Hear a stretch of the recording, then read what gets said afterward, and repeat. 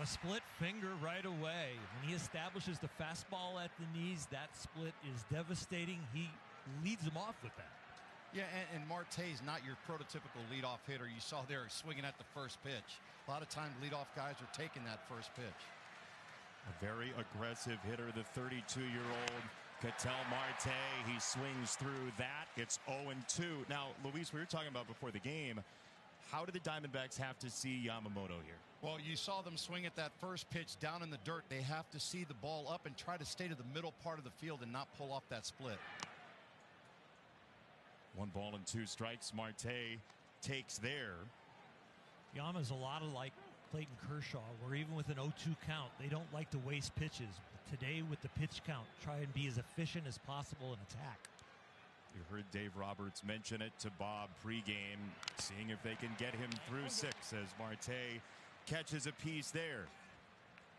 How about that ceremony, by the way? That was full Hollywood. Blue carpet, Will Ferrell. It was crazy to see the men, Freddie Freeman and Miguel Rojas, bring the 2 back-to-back trophies in. What a celebration for the Dodgers. 1-2, and that's guided by Marte down the right field line and foul. This Diamondbacks top 3 in the order, Luis, I think for a national audience, still gets underrated. 3 silver sluggers at the top of this order. Boy, they really do. I mean, these guys go out there, they work hard each and every day, and you know, they're left-handed hitters. Marte, the switch hitter there, but other than that, these guys go out there and put their work in. Yamamoto ready for another 1-2. Pitch number 6, and Ketel Marte ramping up that pitch count. It's exactly what you want a leadoff hitter to do. Try to get deeper and see more pitches. Those guys in that dugout get an opportunity to see what's working for him early in Yamamoto.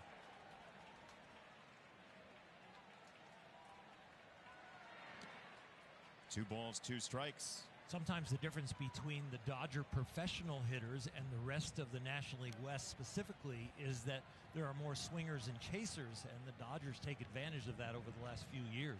This at bat right here was a great example for Arizona this year. Diamondbacks last year 7th in lowest whiff rate in Major League Baseball. There's some contact in that lineup. They will chase, but contact within it. And now already 3 balls, 2 strikes, a long count, pitch number 9. Crowd rises with the World Series MVP Yamamoto. And Marte is proving to be an irritant. Fastball's away that he's fouled off. Beat him with a fastball in earlier in the count on the second pitch and got him to chase the first pitch, which was a split. See what he pulls the trigger on here. 3-2 again. And a swing and a miss, strike 3. Jason, it was the splitter, and it was a good one because it was a strike for a long time before it dove out of the zone. Boy, you see that good movement on it, just moving down and away to Marte. Just a tough pitch to stay on. So the split finger for strike 3, and here is Corbin Carroll, who has had a wild month and a half. I mean, he broke his hamate bone swinging, not in a game situation, and that's the type of thing that can cause a 4 to 6 week step aside. He's back here on opening day, Luis. How do you do it? Yeah, the day after surgery, he was back out there already starting to rehab. So this guy takes no days off. He wants to be out there accountable with his teammates. 2-seam fastball for strike 2. I mean, Torey Lovullo was talking to us before the game. He said Corbin Carroll walked by him the day he did it. He said, yeah, I think I broke my hamate bone, but I'll be ready for opening day. Those thoughts came together in his mind as he takes a strike there, and that is it for Carroll. I think he's going to challenge. He will. The hitter's challenging. So our first ABS challenge, it's brought to you by T-Mobile. You get 2 of them, and if you get them right, you keep them. That is a ball, so it's a miss, and it's an overturn for Corbin Carroll. Boy, that's a close one there, and Oro, I know if you're going to use one early in the ball game, you better make sure that it's going to be a ball. It was a cutter up and in, just barely up and in.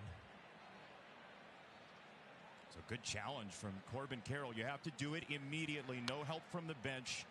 As now a ball and 2 strikes. There's another fastball from Yamamoto. But again, if you're just joining us, the rule is you get 2 challenges that you exhaust when you lose them. So if you get it right, you get it back.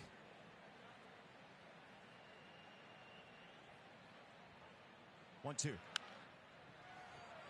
In the air down the left field side, and Teoscar Hernandez squeezes out number 2.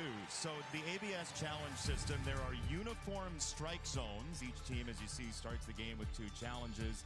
Pitcher, catcher, hitter, the only ones who can do it. If a position player is pitching, you can't challenge because, let's face it, they don't deserve the strike or ball. So the immediacy part of the rule is just so they don't get help from anyone. That's right. That's right. And so here are the strike zone formations. You're talking basically, if you broke it down into the quarters of your body, your height, it's the second quarter of your body, feet up. What do you guys think of this as a pitcher and a hitter? It's going to be interesting to see the way it plays out and how the hitters read the strike zone after their stride, because their height does change. That changes their eyes, and I think, talking with Luis last night, it might be the high strike that comes into play that fools them. No doubt. I think so. And not only that, but you kind of want your players to use that challenge when they're second and third or bases loaded. Really, I mean, if that would have been a strike, there would have been one of the challenges exhausted early in the ball game. Each team is going to kind of do the calculus on their own of when they should, when they shouldn't challenge, when it's worth it. As that's a base hit to right from Perdomo, who had such a breakout year last year for the Diamondbacks, Luis. Yeah, this guy is a phenomenal player. He's a great leader in the clubhouse. I mean, you would think on the infield that it's going to be somebody like Marte or Nolan Arenado now leading the infield charge, but it is Perdomo. So at the very least here, the Diamondbacks have ramped up the pitch count for Yamamoto. It's a 21 pitch first inning. That said, as you say that, you know that he pitched Game 7 of the World Series on no rest. So certainly he's not a guy where fatigue becomes a huge issue for him personally, but it's a long season. Yeah, Game 7, 2 2/3 on no rest at all. Historic innings for him and for the Dodger organization. And, of course, Miguel Rojas tied it in the 9th, and Will Smith won it with a home run. Clayton said it's the greatest thing somebody's done, meaning Yamamoto, Game 6 to Game 7. Why'd you say that, Clayton? It's the greatest thing somebody's done in the game. Well, just from the pitching aspect of it, to throw a complete game in Game 6 and then to come back and not just get an out or 2 outs, but to get 2 1/3. Oh, look at that jump right there by Perdomo. Wow, that was... I'm not sure if I would have done that with the pitch count that he had right there. I would have let him swing the bats. Good awareness from Yamamoto. Is that Will Smith doing that for him? I think that's Yama right there. Yama just felt it. Yep, there's the spin and the throw to retire the side. Dodgers bat next.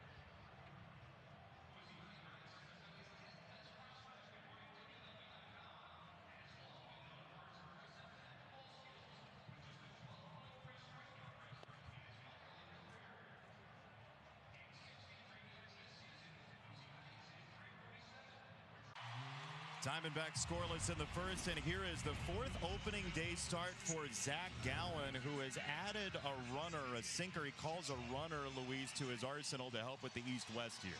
Yeah, just trying to switch it up a little bit, show a little bit more depth to his pitches. This guy struggled a little bit last year giving up the home run. So one of the things that he has to try to do with this highly potent offense is keep the ball in the ballpark. Shohei Ohtani sidesteps a fastball 2 nights ago.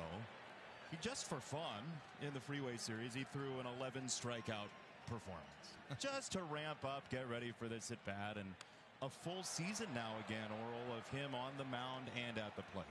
Yeah, and talking to Dave Roberts, the most impressive thing about Shohei and his preparation for the season was the non-disruption of the WBC, how he came back into Dodger camp and just dominated with the bat and with the arm. I mean, he's won 3 straight MVPs, 4 of the last 5 years. He's now a published children's author as well to add to the mantle, and every video that you see there is a keepsake for fans. I mean, it is very much like when the Beatles played here at Dodger Stadium. The ghostwriter for Decoy. That's upstairs on a 4-seat fastball. 2-2. It's called Decoy Saves the Day with Shohei Ohtani, now official published author, along with being the best baseball player and the most versatile baseball player on the planet. And he launches a pull side single to open the Dodgers offense in 2026.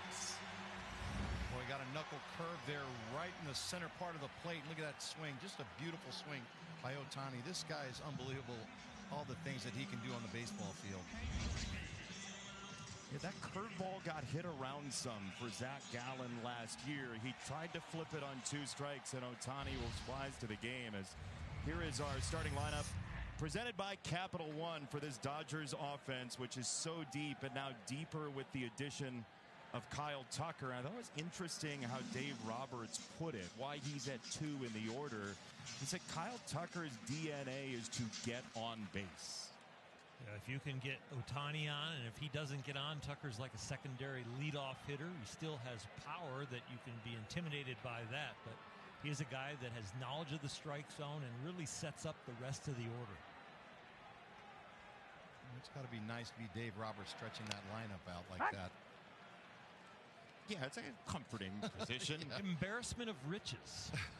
I mean, no, especially the main players on this team, they want to be on the field every day. These guys don't take a day off.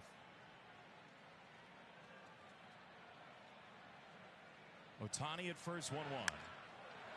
Opposite way, diving stab by Arenado, and a beautiful play. I mean, that's in large part why you go get a guy who's got double-figure gold gloves over at third. Even a platinum glove he has over there, and showing some range at his age. Maybe a half a step slower now as a veteran, but still unbelievably soft hands. Yeah, and I think him coming to Arizona kind of revitalized him a little bit, because he wanted to play with guys like Corbin Carroll, Perdomo, Marte, some of the younger players on the team. Came over in that trade in January as Tucker gets back over at first. The one thing you miss when there's no baseball in your life is fans booing throws to first. You don't get it all that much with the disengagement rules now. As there's a fastball up from Zach Gallen to Mookie Betts, who has got to just feel good to feel good on opening day after that weird illness he had in the openers at the Tokyo Dome last year. As Gallen will come home. He lost 20 pounds in a heartbeat, right? Yeah, the illness really got him and set him back, and he feels strong, got his strength back. Actually, the measurements on the bat speed are up about 10 miles an hour. So Mookie's usually a little bit low-key about what kind of year he's going to have, but he is very outgoing now about talking about how good he feels and how big a year he thinks he can have. Clayton, what did you see from Mookie Betts last year, and what do you expect this year? Just an incredible work ethic to get as good as he got at shortstop. You know, he started at the position and ended up at the end of the year right there in the Gold Glove conversation. So, you know, kind of like Earl said, I'm expecting a big year for him. That was a nice pitch right there by Zach. But, You know, another offseason healthy, didn't have that stomach thing. He's got his bat speed back. I'm expecting really big things from Mookie and the guy on deck here with Freddie. You know, his ankle's got another year under the belt, and these two guys I expect to have really big years. 2-2. Check swing. Did he? Yes, he did. Well, we saw the breaking ball to Ohtani that was slightly up, had him out in front because of the off-speedness, but the strength of Ohtani got the base hit. This breaking ball looks like a strike, ends up down where it needs to be for a pitcher to get that check swing. Yeah, and that's more of that knuckle curve that he likes to throw.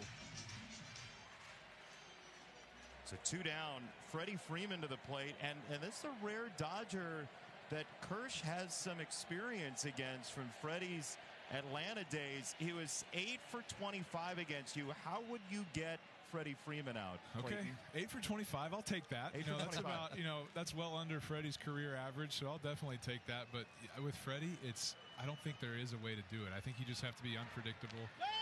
Don't let him see kind of the same looks multiple times. You know, there's a lot of guys in this league that can hit any pitch, and you just have to be able to mix it up a little. So with Freddie, I never thought about inside, outside, breaking ball, fastball. I just kind of was like, don't ever give him the same look twice. So interested to see how Zach comes about facing him right here. So, okay, so he spins him a cutter there, 2-0. If you're looking at Freddie from the mound, Clayton, we go inside the pitch here. Yeah. What are you thinking if you're Zach Gallen? Well, you know, there's 2 outs, runner on first. I don't want to walk this guy to have a big inning with Will potentially on deck, so I'm going fastball away right here. See if Freddie can beat me opposite field, and if he does, tip your cap. And that's where the setup was. It's a ground ball to first. Santana stabs it and hits the covering Gallen to retire the side. So Zach Gallen does try to stay away. He gets the ground ball, and we're scoreless through 1.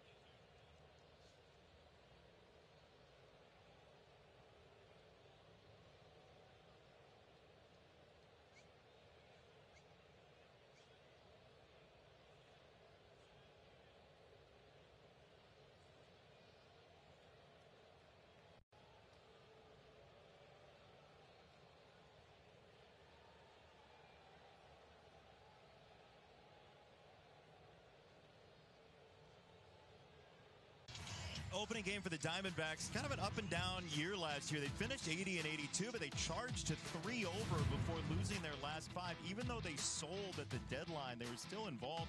They get a couple veteran offensive bats. We already saw Arenado with a great defensive play and Carlos Santana.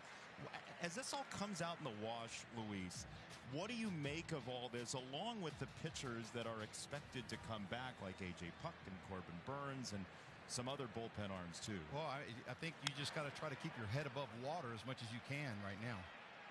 It's popped up. back of second into center, and Andy Pajes makes the catch on Moreno for out number 1. Well, you traded Merrill Kelly late in the year, the trade deadline, send him over to Texas. You re-sign him back. You got Zach Gallen, that was a free agent, didn't exactly get what he wanted, so he came back. So I think it works out well for the Diamondbacks. They got 2 guys very familiar with the ball club, very familiar with the division. That's going to help. And hopefully when Corbin Burns comes back, that'll be a great addition too. You know, when we get toward the trade deadline, there's always one team that people say, oh, they might not trade for somebody, but they're going to get a lot of guys back. So it's like trading for somebody. So let's just anticipate that and say it's going to be the Diamondbacks with those injury questions that will get better over the course of the season as Yamamoto goes with a cutter, ball to strike. These are 2 of the longest tenured managers in Major League Baseball. 2 of the top 3. Torey Lovullo over in the Diamondbacks dugout, year number 10. Dave Roberts, 11 years with the Dodgers as well. Good friends, close friends, UCLA guys. Yeah, Torey wasn't afraid to drop the UCLA Bruins on everybody, wasn't he? No. I think he was actually just taunting you for the South Alabama UCLA game a couple of years ago at the Rose Bowl. 2-1. Lifted by Arenado to second base, and Miguel Rojas for out number 2. Yeah, just down the road in Westwood was where they plied their trade. Dave Roberts and Torey Lovullo. Look at those young guys laying down a bunt. Doc laying down a bunt. Torey making a catch. When you talk to both of them, they don't talk like managers. They talk like ex-players that understand players. They really do.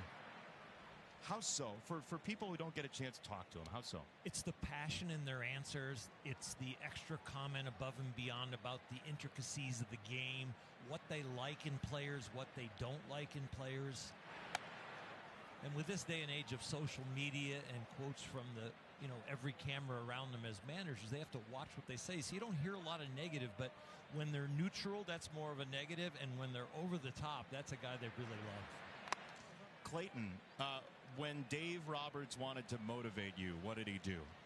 You know, Doc's pretty hands-on. You know, I think he has a good heartbeat of what's going on in our clubhouse. And I don't know. I bet he might have a different answer than I would say. But, I think at times, when things aren't going great or, you're not doing your best on the mound, I think he kind of gave me some space, which was probably smart because I didn't like to hear a whole lot of stuff from people. But as far as motivation, I hope I never needed to be motivated. I mean, look at this place. You're at Dodger Stadium getting to pitch in a baseball game. You shouldn't need any motivation to get out there and do your absolute best. So, but I had a ton of fun playing for Doc, and we went through our ups and downs for sure. And I'm so happy we ended it on a couple World Series championships at the end. Anybody throw seeds at you yet from the dugout? I've gotten a few fist bumps like old times. I'm in the twilight zone over here. I'm kind of in the dugout, kind of not. So it's I'm not going to lie to you guys. It's a pretty weird feeling, but it's also still baseball, and I've watched a lot of games from this side of the field, so I'm having a blast. They can look right through. We're looking at you right now. They can look right through sort of the wiring right at you. Oh, yeah. I'm in the dugout, basically. I'm just back. Just not getting paid the same. Just renting. Strike 3 from Yamamoto, who dotted Santana, a very selective hitter.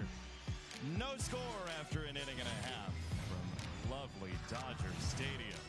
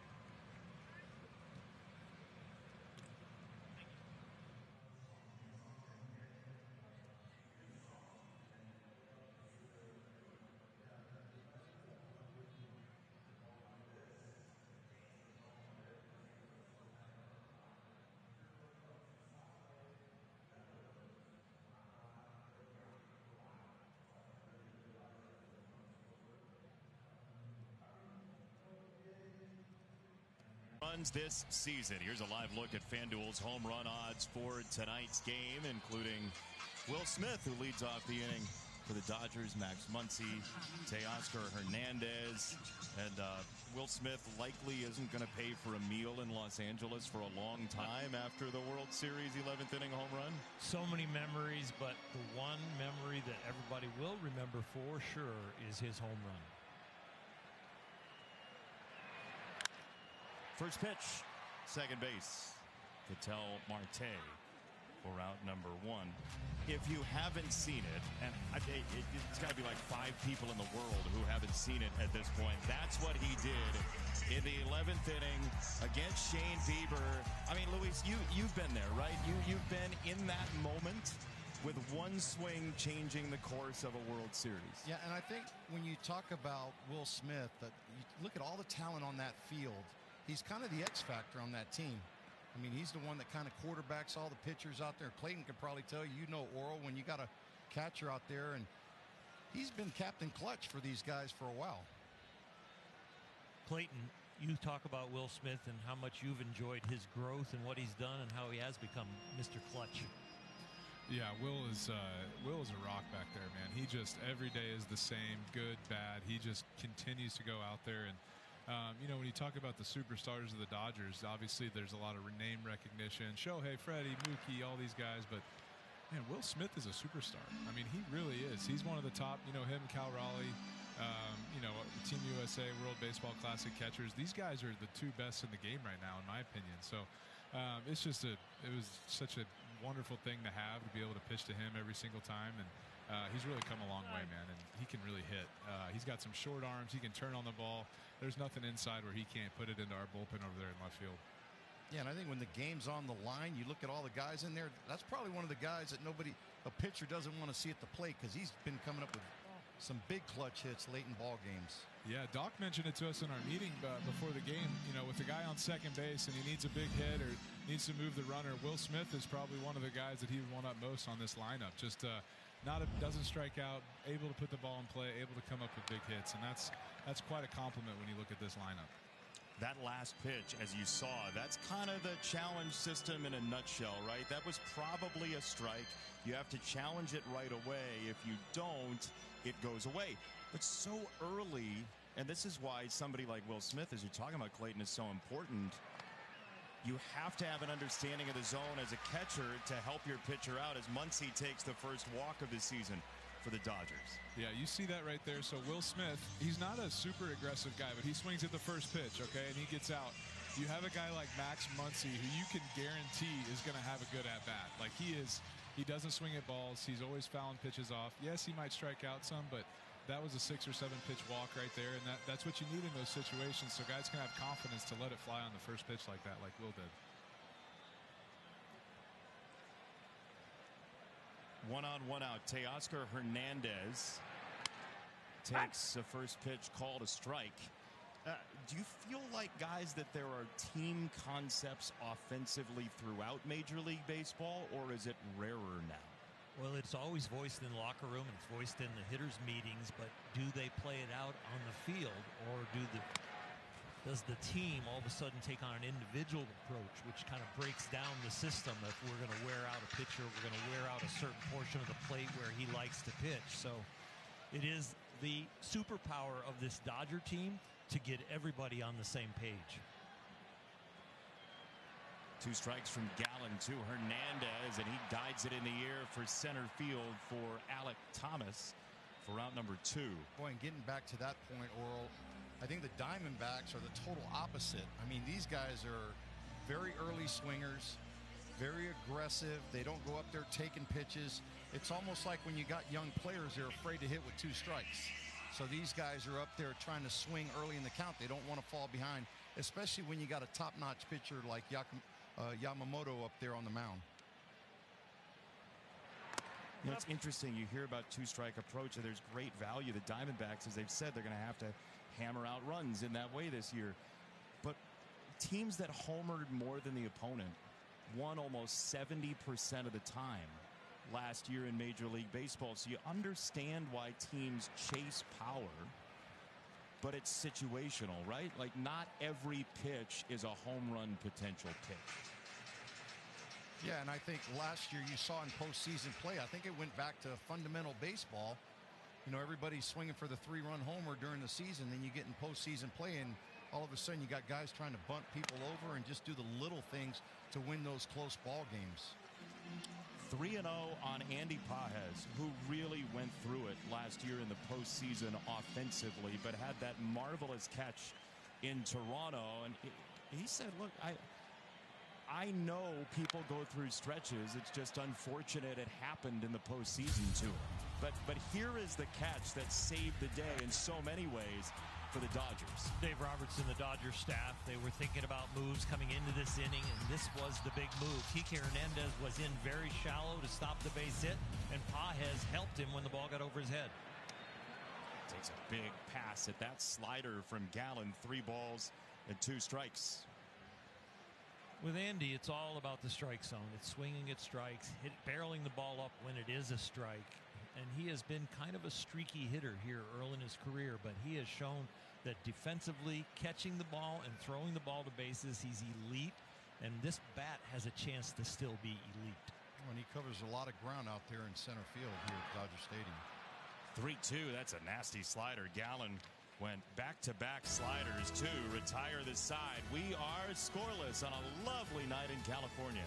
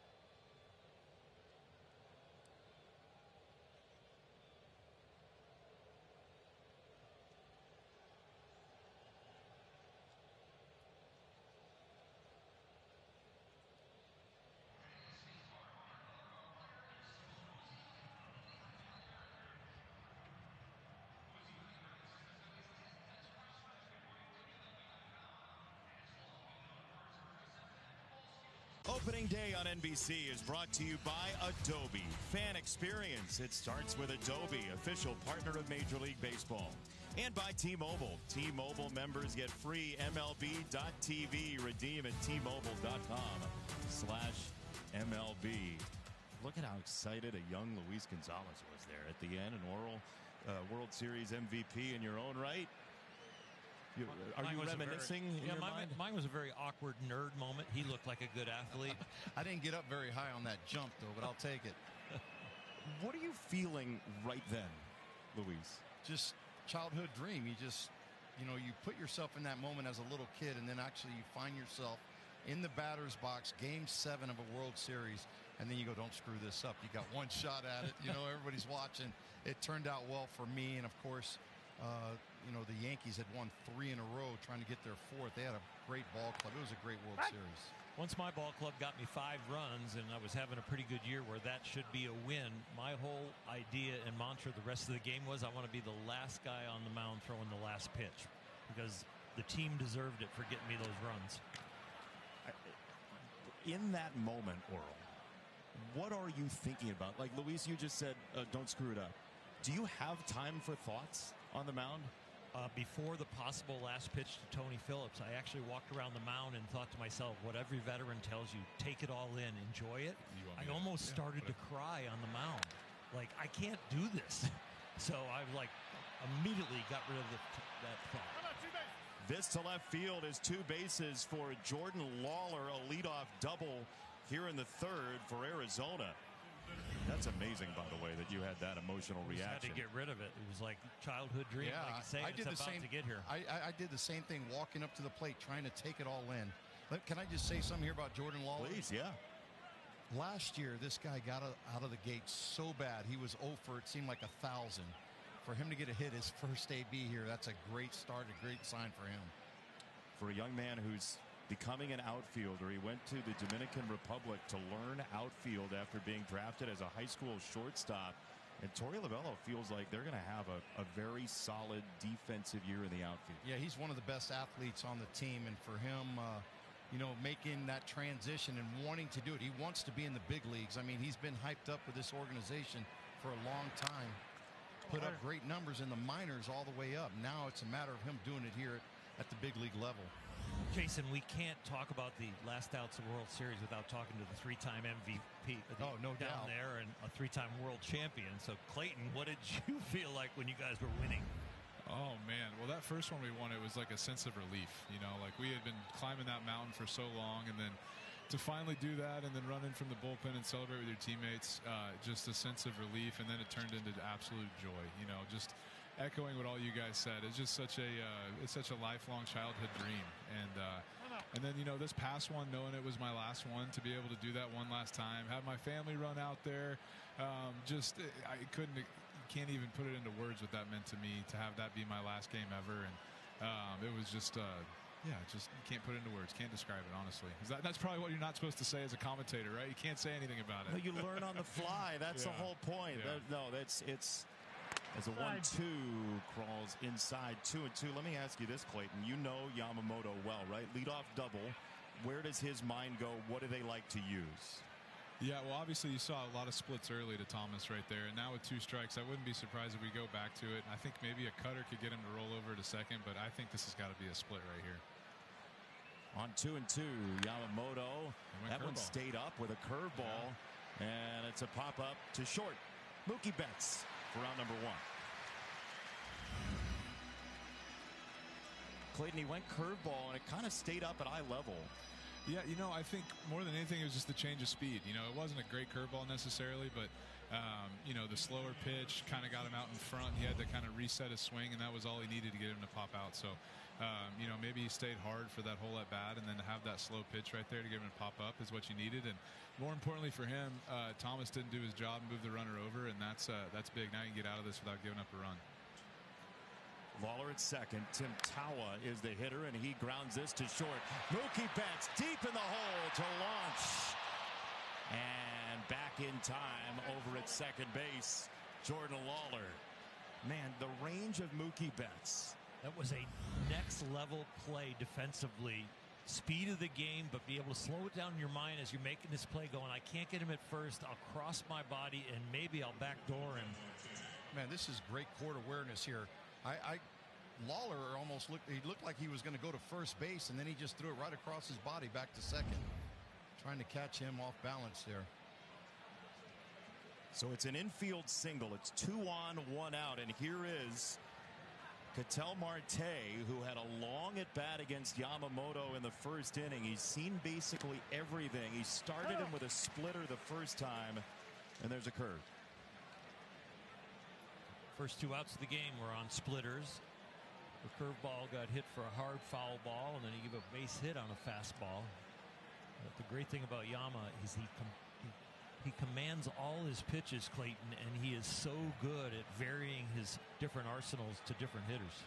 Yeah, this is a tough spot after that big at-bat in the first inning, how many pitches he saw. To be able to now face him with runners on base. I faced this guy a lot. Thankfully, I don't have to do it anymore. He kind of owned me. So he's a really good hitter from both sides. The advantage is I think he's a little bit better right-handed, so Yama's got him here. But I don't know what I would do other than obviously fastball is what he hits the best. So I would try to throw a lot of splits, curveballs. Every once in a while, maybe go up high with a fastball just to reset him. But any heater in the zone right now might get hit pretty hard. Well, the Dodger fans tried to start the at-bat with beach ball. That was cleaned up out in left center. So 1-1. And Marte slashes that foul off the cutter, 1-2. Well, Marte is really the only guy that had decent numbers off him. He was 5 for 15 going into this game. So and Corbin Carroll 1 for 17. So really not a lot of ABs against Yamamoto, but Ketel's really the only one that's had some success. Just short of 50 pitches. Yamamoto on 1-2. And that's downstairs a take off the splitter. 2-2. When he goes down in the strike zone, he's looking for a pitch to get the ground ball to roll too. If he goes up in the strike zone, he's looking for more of the pop-up or the strikeout.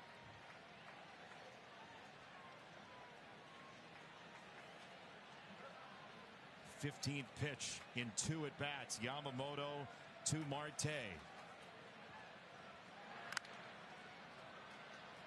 In the air, left field side. Hernandez watches that fly foul. I don't know if you can see it from where you are, Clayton, but he tried to lock him up with a two-seamer in.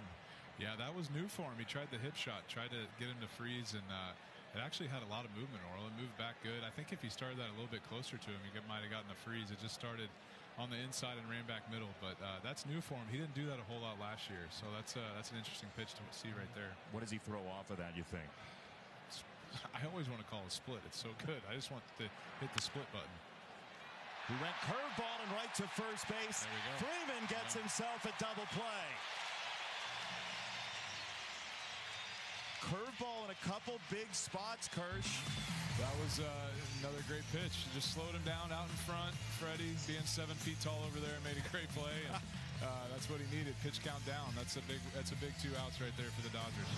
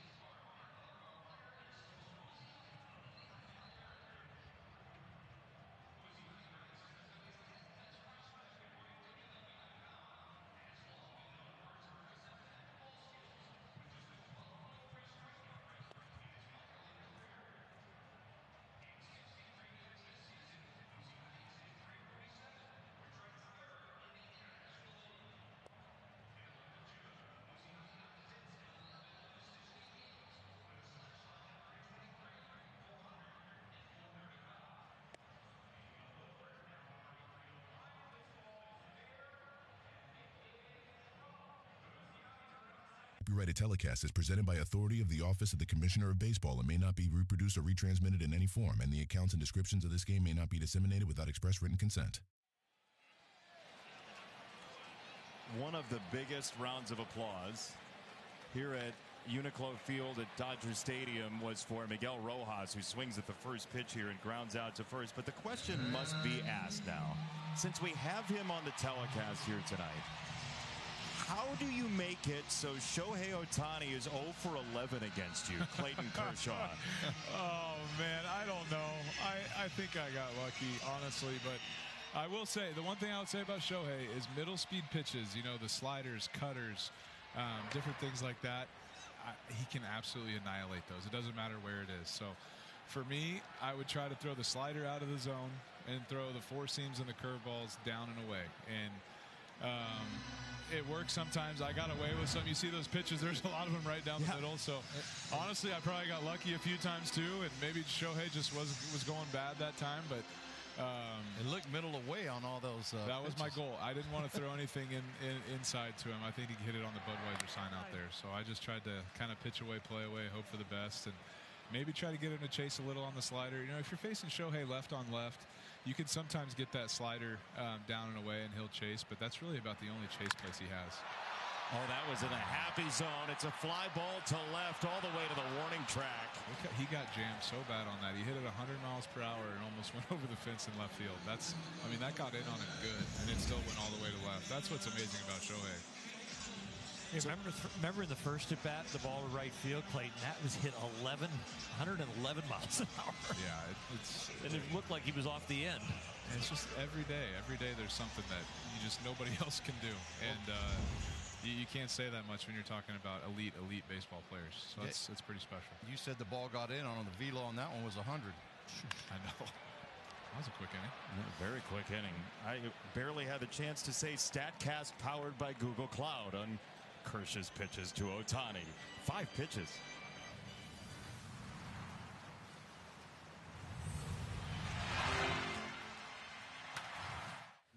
The beach. To Corona, she isn't just a place.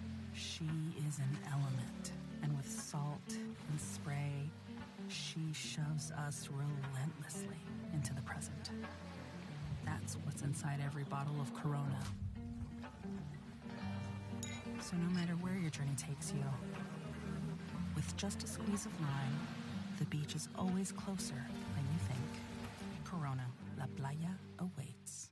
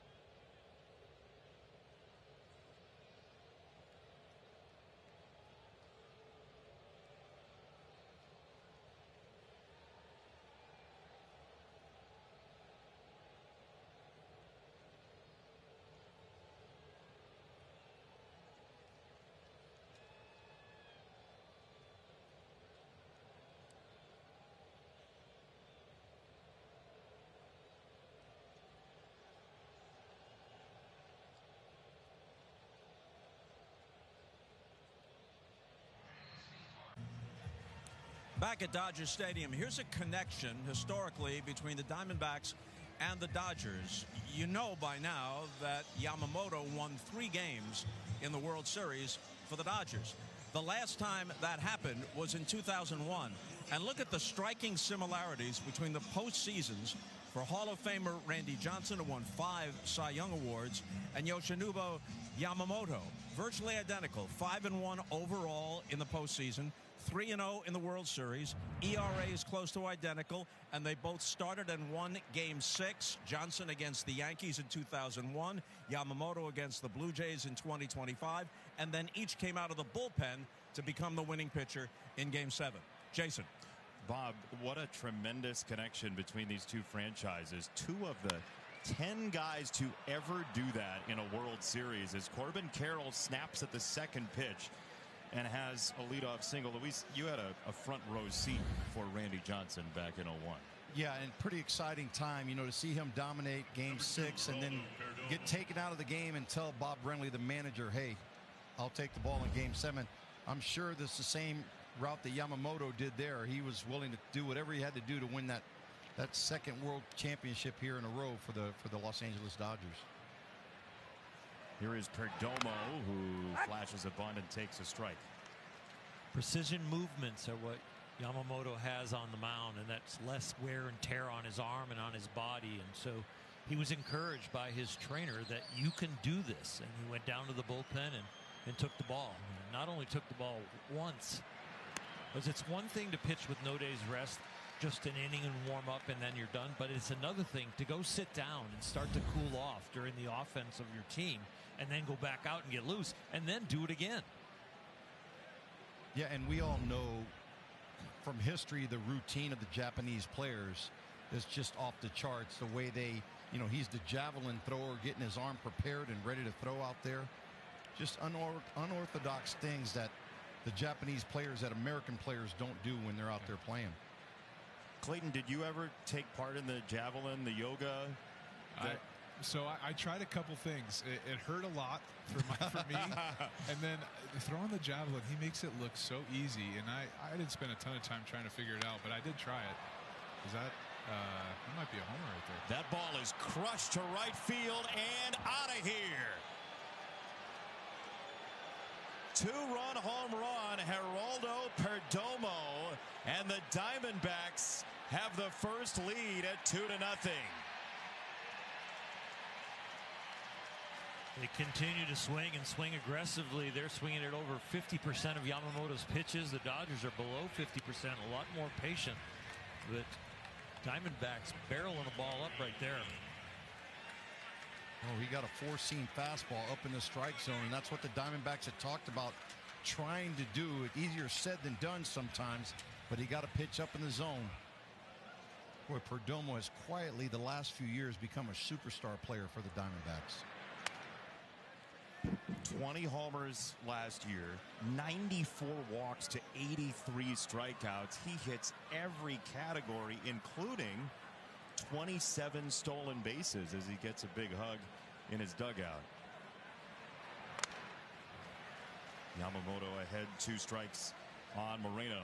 Well, Moreno's a guy that you need to get back into the form he had when the Diamondbacks went to the World Series in 23. He just hasn't been able to find that good offensive form that he had before. You know, he could throw runners out there behind the plate, but he's got to be a big force for the D-backs offensively.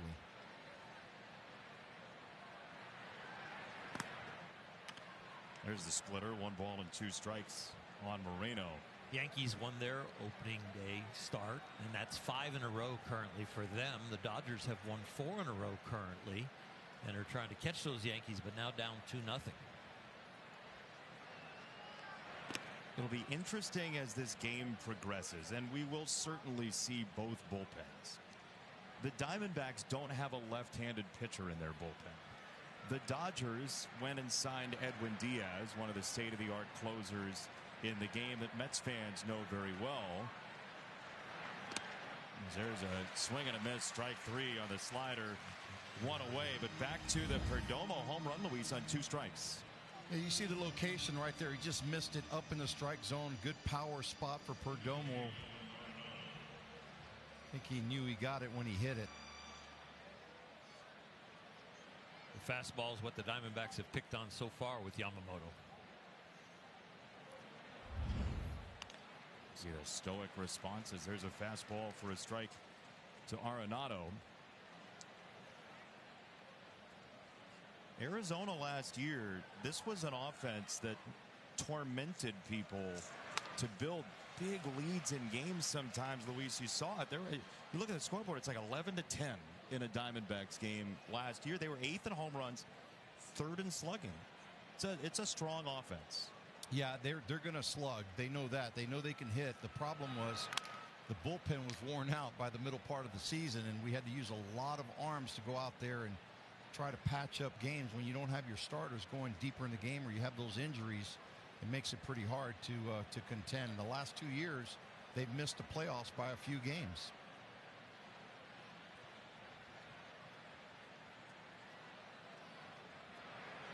2 strikes on Arenado. Torey Lovullo was reminiscing in not a positive way about 2 years ago with that doubleheader split with the Mets and Braves in 2024 that kept them out of the postseason. And the way he was talking, that is motivation certainly for him as Arenado swings through the splitter. Kirsch, you were talking about the splitter. We saw the curveball last inning. What makes this splitter so good? It's so hard. He throws it so hard. I mean, it's 90, 91, 92, and look at the depth on this pitch. I mean, it just, the bottom falls out right at the last second. So, you know, the goal in your pitching is to throw something as hard as you can and make it move as much as you can. And so he's really dominating both of those factors, and that was impressive. Another first pitch out right there, keeping his pitch count down. It's good.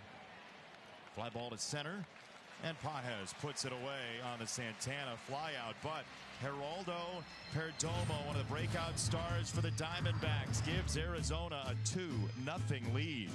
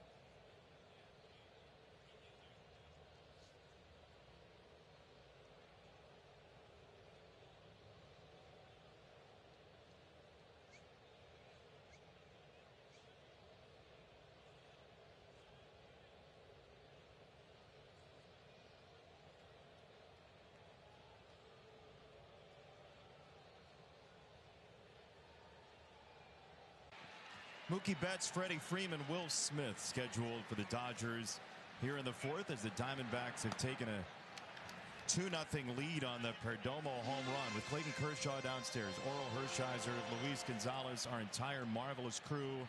Baseball is back on NBC.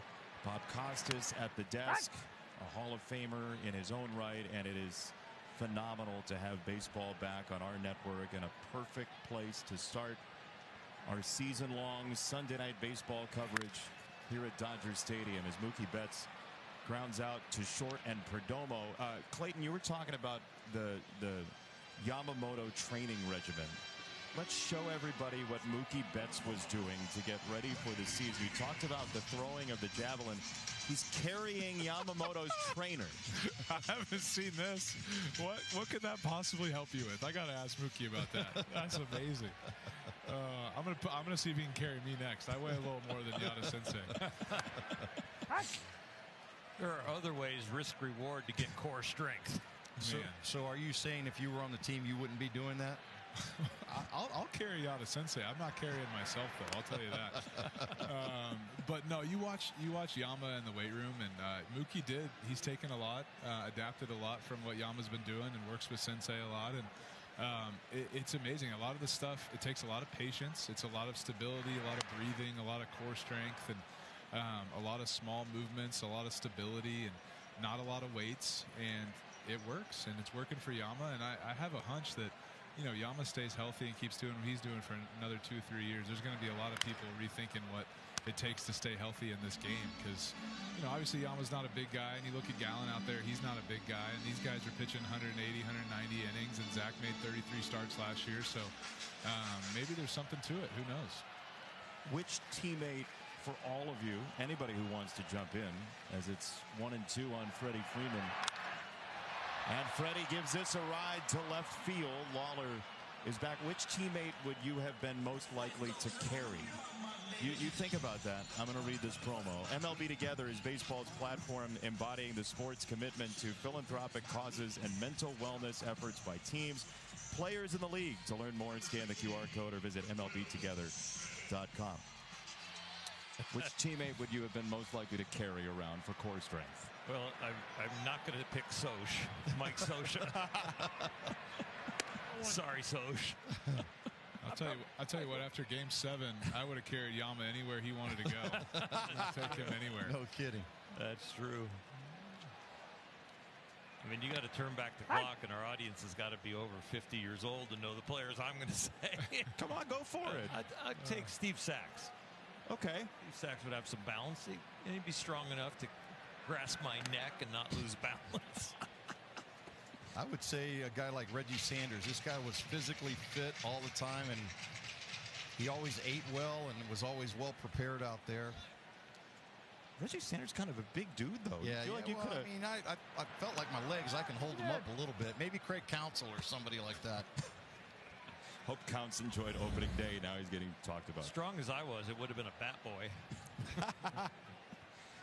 2-2 on Will Smith. How about Zach Gallen? He's carving tonight. Just the one hit so far, and he's 2 outs through the 4th inning here at Dodger Stadium. That ball toward right center field, but playable for Alec Thomas. Another efficient inning for Gallen. We are through 4.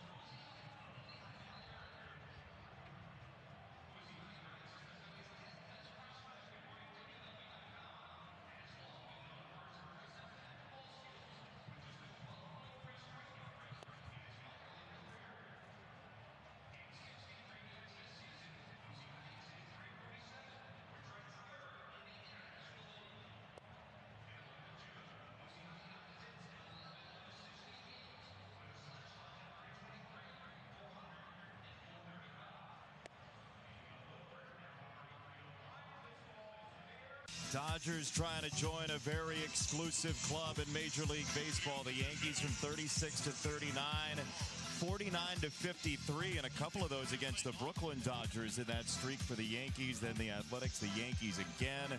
It would be the 5th three-peat in Major League Baseball history, and they just unveiled that 2025 banner here tonight. But 2-0 Arizona, the lead on the Geraldo Perdomo 2-run homer in the 4th. Jordan Lawler first, Alek Thomas, Tim Tawa for Arizona.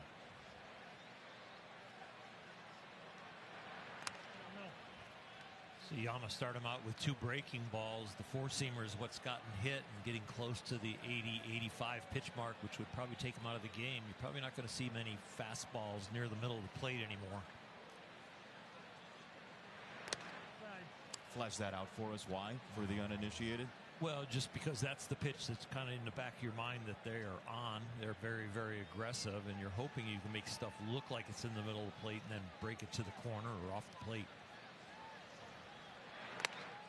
Yeah, and I think that was their game plan coming in here, just to try to see pitches up in the zone. If they got that fastball, sometimes you'll throw that one out of the strike zone to get you to chase. If you got to keep it in the zone, you got a good chance at it. 3-1, went to the curveball again. Clayton, isn't that the time? And, you know, it's not all about the numbers. It's what's going on in the game in the moment.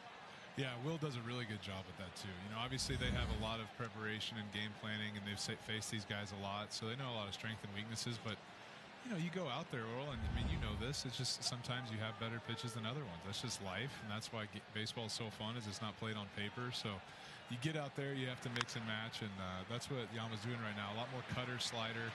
Like right there is another slider. And Betts from shortstop has out number 1. One of the biggest film events of the year will hit theaters next month as Mario and his friends travel across entire galaxies to stop Bowser Jr. from destroying the universe as we know it. It's the Super Mario Galaxy movie, only in theaters April 1st. Huge stakes as I read that. The entire world is on the line. It's very important. And this bobblehead is coming, this Yoshi bobblehead, in just 5 days here at Dodger Stadium.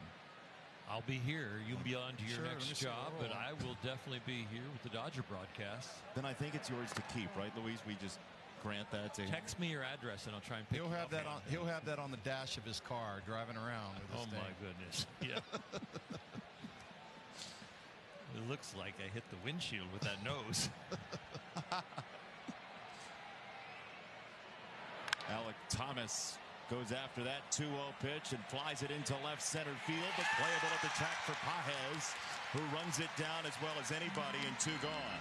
Same range he showed in the World Series, but Kike Hernandez, not the left fielder. Teoscar Hernandez over there letting him call him off.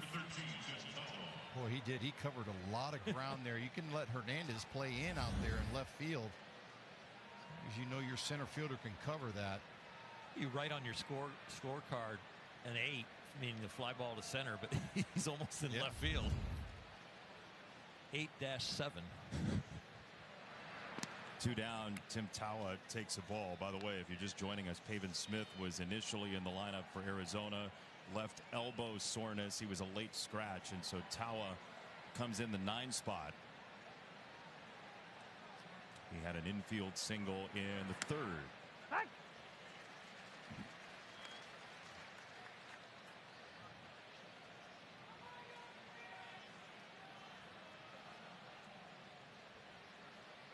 And as we get later into this game, Torrey's going to have some decisions to be made with no left-handers out of that bullpen.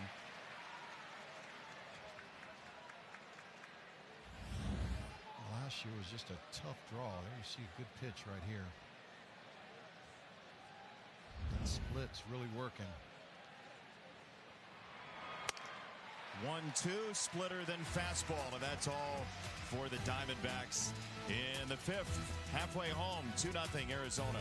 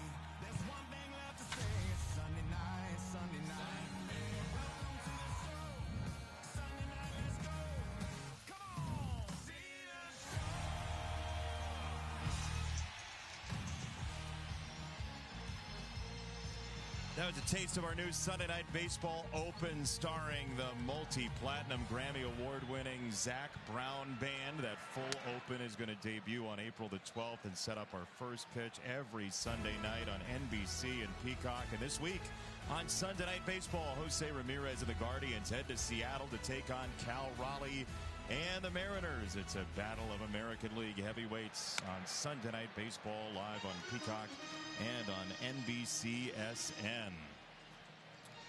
Zac Brown Band did a marvelous job with that song, by the way. Zach's big baseball fan, band baseball fans. We got an umpire involved as well. Can't wait for you to see the whole thing coming up on April the 12th.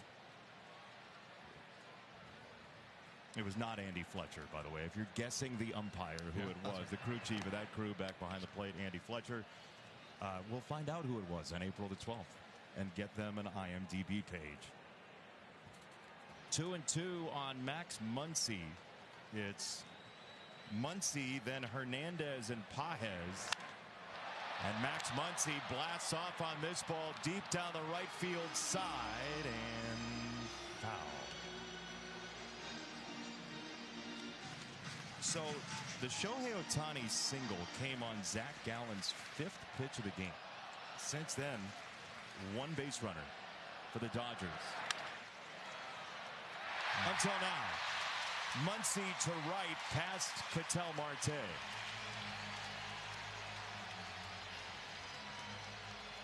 Good to see that the broadcaster jinx is alive and well. Don't start. My social media is going to be a cesspool anyway. Were you like that during no-hitters? Like, were you like, don't talk to me guy? Sounds like it, doesn't it? It really does. The guy who has a no-hitter in the big leagues is down there next to the Dodger dugout. We should ask him. Kirsch, are you up on this jinx stuff? No, I'm not a jinx guy. Good. But, people did stay away from me, but I think it was just my bubbly demeanor that kept them away. Here's a tapper. It's Gallen. Tough backhand. He'll snap it onto first and safe. I think he's out, but that was an amazing play. I think they're going to challenge that.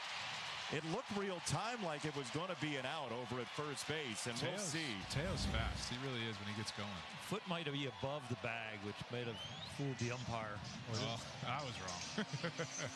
No challenge. That's a great play. No And you guys as pitchers know better than anybody. That ball usually 9 times out of 10, it's going down that right field line, isn't it? Yeah.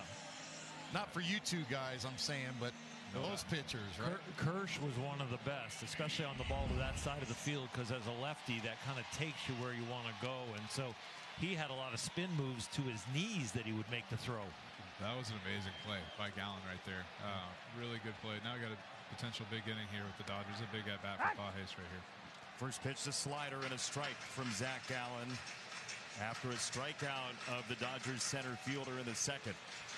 Boy, that's what makes this Dodger team so difficult to play against. I mean, look, this is the bottom of the order here, starting to rally around here. It's upstairs. FanDuel is the home of home runs this season. Live look at FanDuel's home run odds for today's game. You were saying, Oral? I just wanted to ask Clayton if he would be the teammate that would tell Andy to get him in the strike zone after chasing so many pitches in the first at-bat. Now this one, a key one. Yeah, Andy, you don't want to take his aggressiveness away from him right here. And, you said this before. This is big for Pages. I think if he keeps guys in the strike zone, he's going to have a great year, have a good on-base percentage. He's obviously already really good at hitting lefties. He plays really good center field. If he can keep right-handed sliders, if he can keep from chasing the ball going away from him, he's going to have a big year. And I expect Gallen to throw some slider cutters down and away right here with 2 strikes, get him to chase.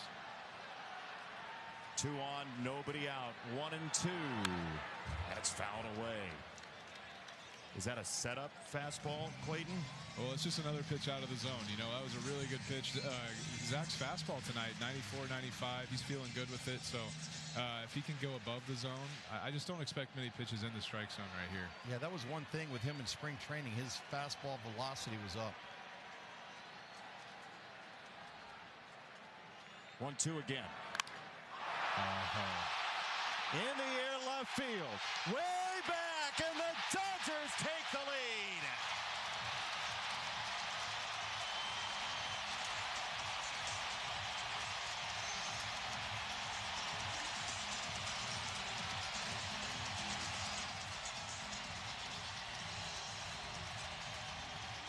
Clayton, you saw it on the monitor. You saw it was a breaking pitch. He's trying to get him to chase, but he left it on the inner half. Yeah, I think it was a curveball instead of the slider. He's trying to go more up and down, and like you said, he just left it on the inner half, and Paul put that in the seats. That's a big swing for the Dodgers right there. You think about what Andy Pages went through in the postseason, and then this swing on opening day. Boy, that knuckle curve just stayed on that inner half. Put a nice swing on it, stayed inside of it, was able to get under it and shoot it out to left center field. A lot of this baseball game is strategy, but then it comes down to execution of the strategy. Jason Bateman is thrilled. We saw Sandy Koufax earlier here at Dodger Stadium. I mean, Andy Pages was 4 for 51 in the postseason. And now he has brought this stadium to its feet on opening day. Yamamoto's happy. That's different than last year. He only got 3.5 runs a game. It was the 3rd worst run support, believe it or not, from this Dodger offense of all the qualifiers.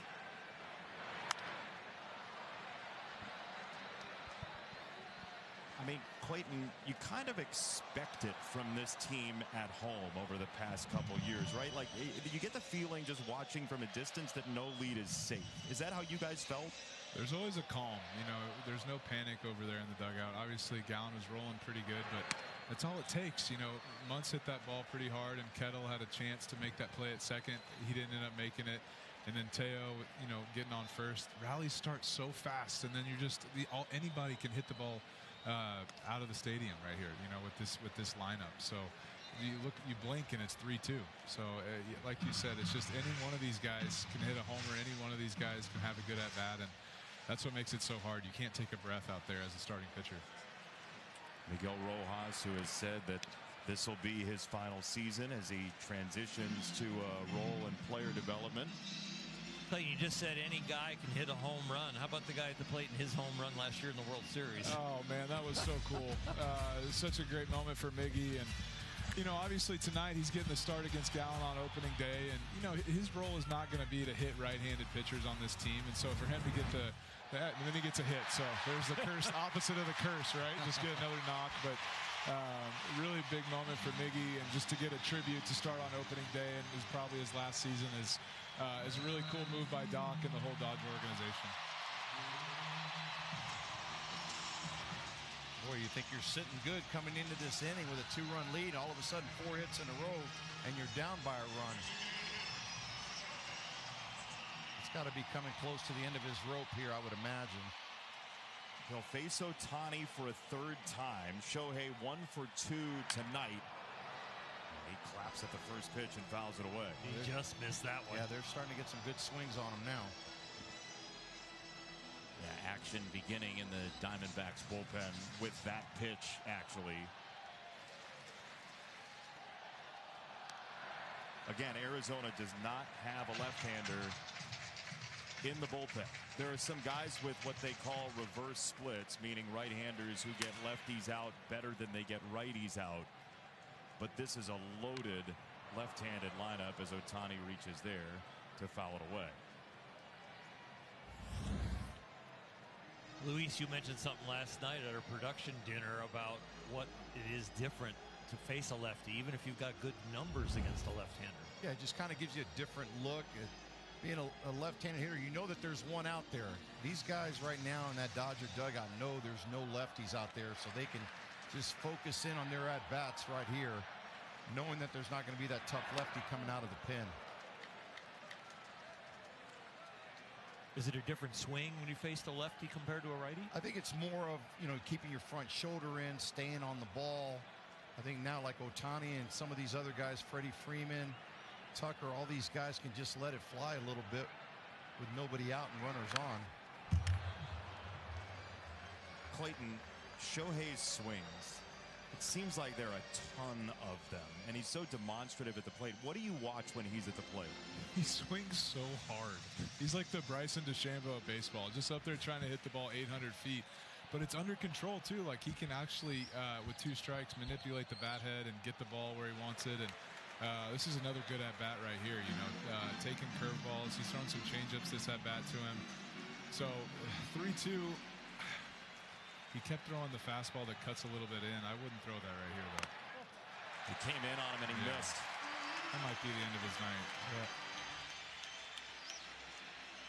Second walk for Gallen. 2 on, nobody out.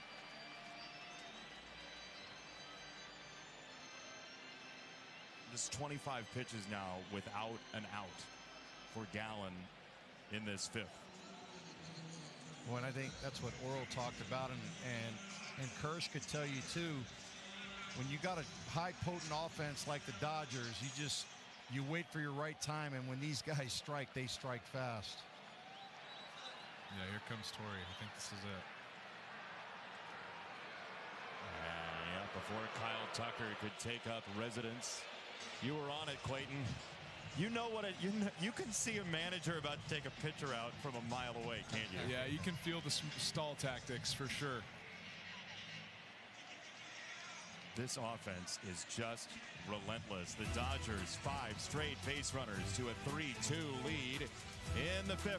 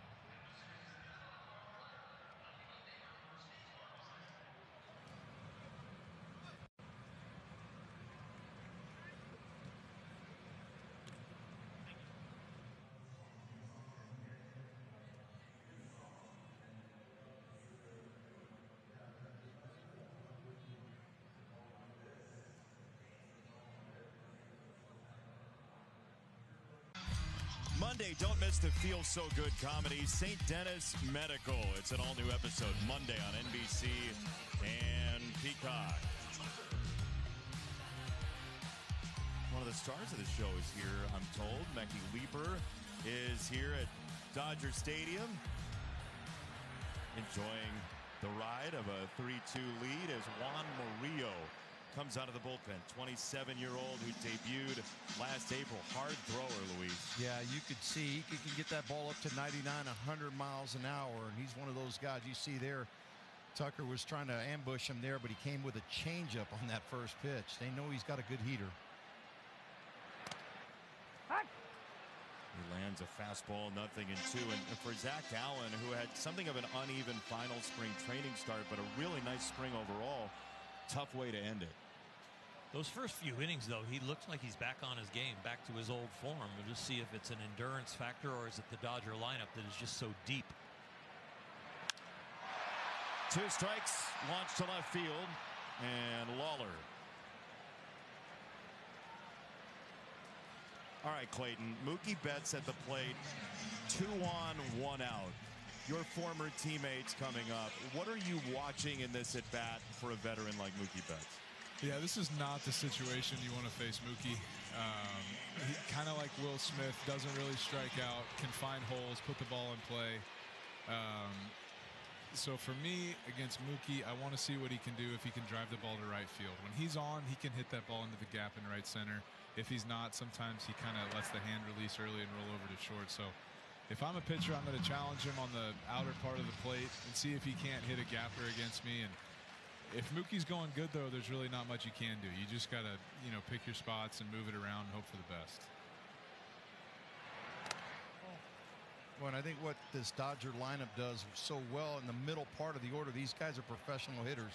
They'll use either side of the field. If you're going to throw them away, they'll shoot that ball the opposite way if they have to. But they'll pick their spots when they want to pull. That's a fly ball to right field. It's a long run for Carroll into the corner, and Corbin Carroll is there to haul it in for out number 2. It moves Rojas to third. 2 down, 5th inning, 3-2 game, and here's tonight's high performance. It's presented by Sage, and it's what Clayton and Oral, you both were talking about. The Dodgers with 2 outs last year, #1 in runs scored in Major League Baseball. Take it, Clayton. Talk about their heartbeat. Yeah, with 2 outs, it just doesn't get any easier. I think there's no let up. I think when the pitchers, sometimes they get 2 outs, they might see the finish line a little bit too early, and there's nobody better at that than Freddie right here. So we'll see what happens if he can figure out what to throw with his pitch calm situation, and then we'll get going. All right, pitch calm situation. You're an expert. Kirsch, what happens here? Why does this happen?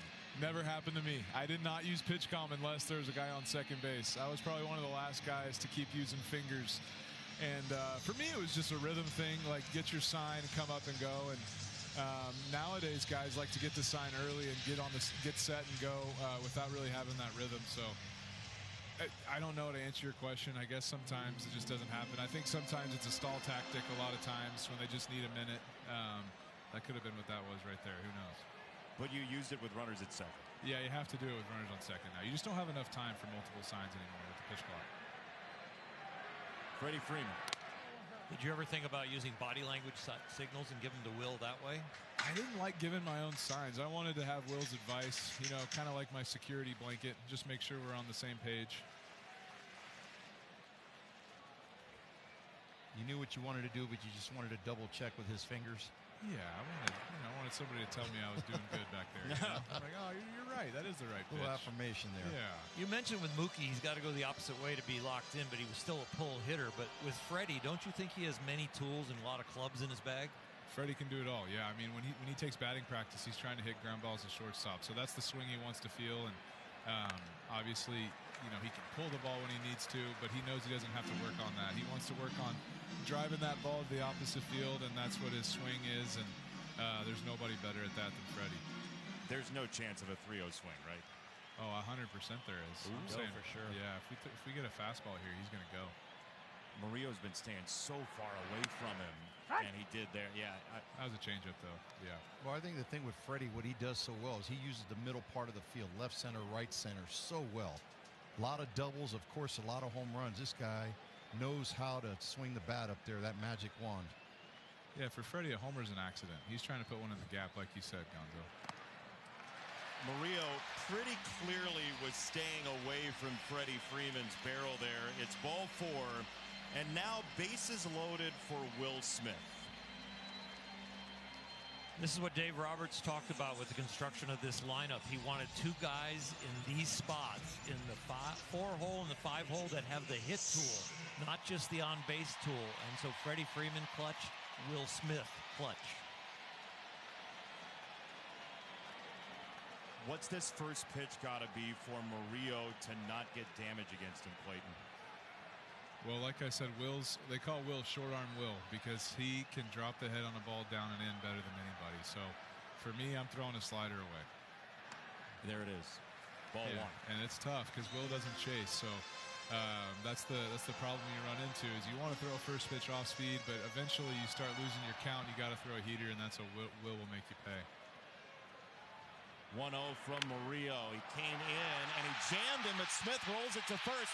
Santana wrestles with it, and everybody's safe. The Dodgers are back on the board. Even though he couldn't get extended completely, Will Smith drives in a run at 4-2. He got in Will's kitchen, some fisticuffs, and normally Will can turn on that ball, but that one got so far in, it jammed him down the line. If he doesn't bobble it, Will's out. But that little bobble right there gave him enough time to get the first. Well, nice play by Santana just to keep it in the infield. He was playing way over towards second base. Will just knows how to get those runners in. It's unbelievable, this guy. There's short arm Will for you, Kirsch. Yeah, that was you know, when you're throwing 100, sometimes you get jammed. You know, it just happens no matter how quick you are. So, but you know, Freddie always says good hitters get cheap hits, and that was a pretty cheap hit right there for Will. But he's a great hitter, so it happens.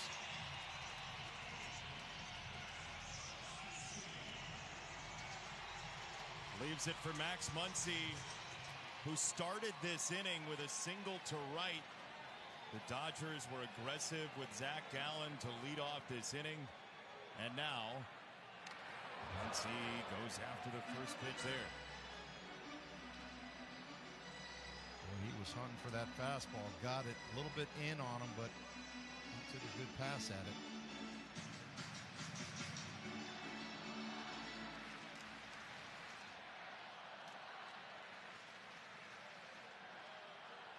Oh, 1. Swing and a miss, a hot fastball.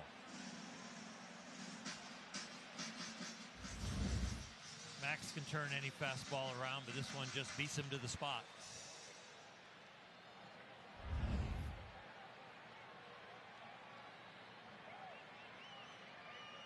Oh, 2. Upstairs. I mean, he slugged .608 against fastballs last year. He usually gets show-me fastballs and then a lot of off-speed stuff, change-ups and breaking balls for strikes. One of the best eyes on the team, knowledge of the strike zone. 1-2. That's strike 3 on a fastball at 100, but 5 hits in the inning, 4 runs, including this bomb from Andy Pages, and the Dodgers have taken a 4-2 lead after batting around.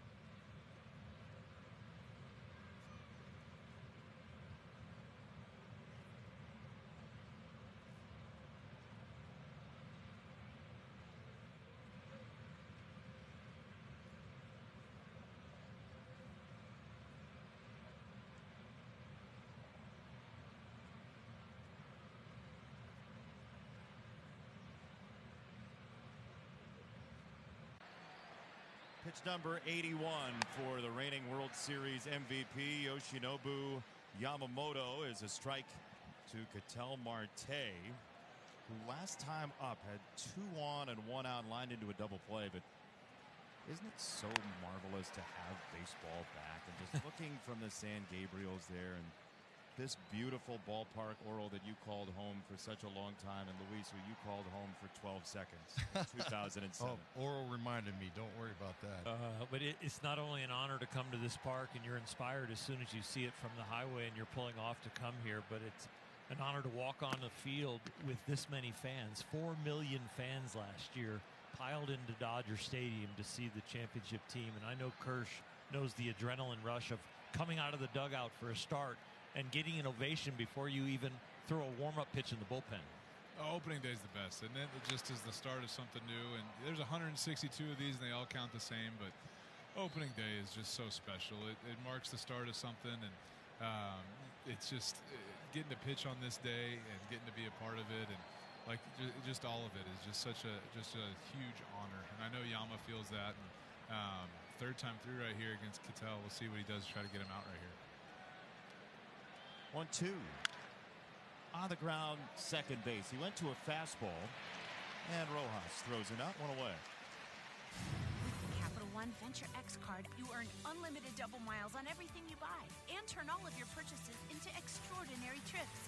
Capital One, what's in your wallet? 7 straight retired by Yamamoto as Corbin Carroll stands in.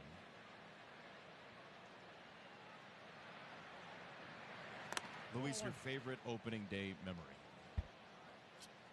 Well, you guys were talking about being here. I think, we played a lot of opening games, the Diamondbacks and the Dodgers. Kevin Brown against Randy Johnson seemed like had a 4 or 5 year run, but I enjoyed coming here for opening day, playing games here.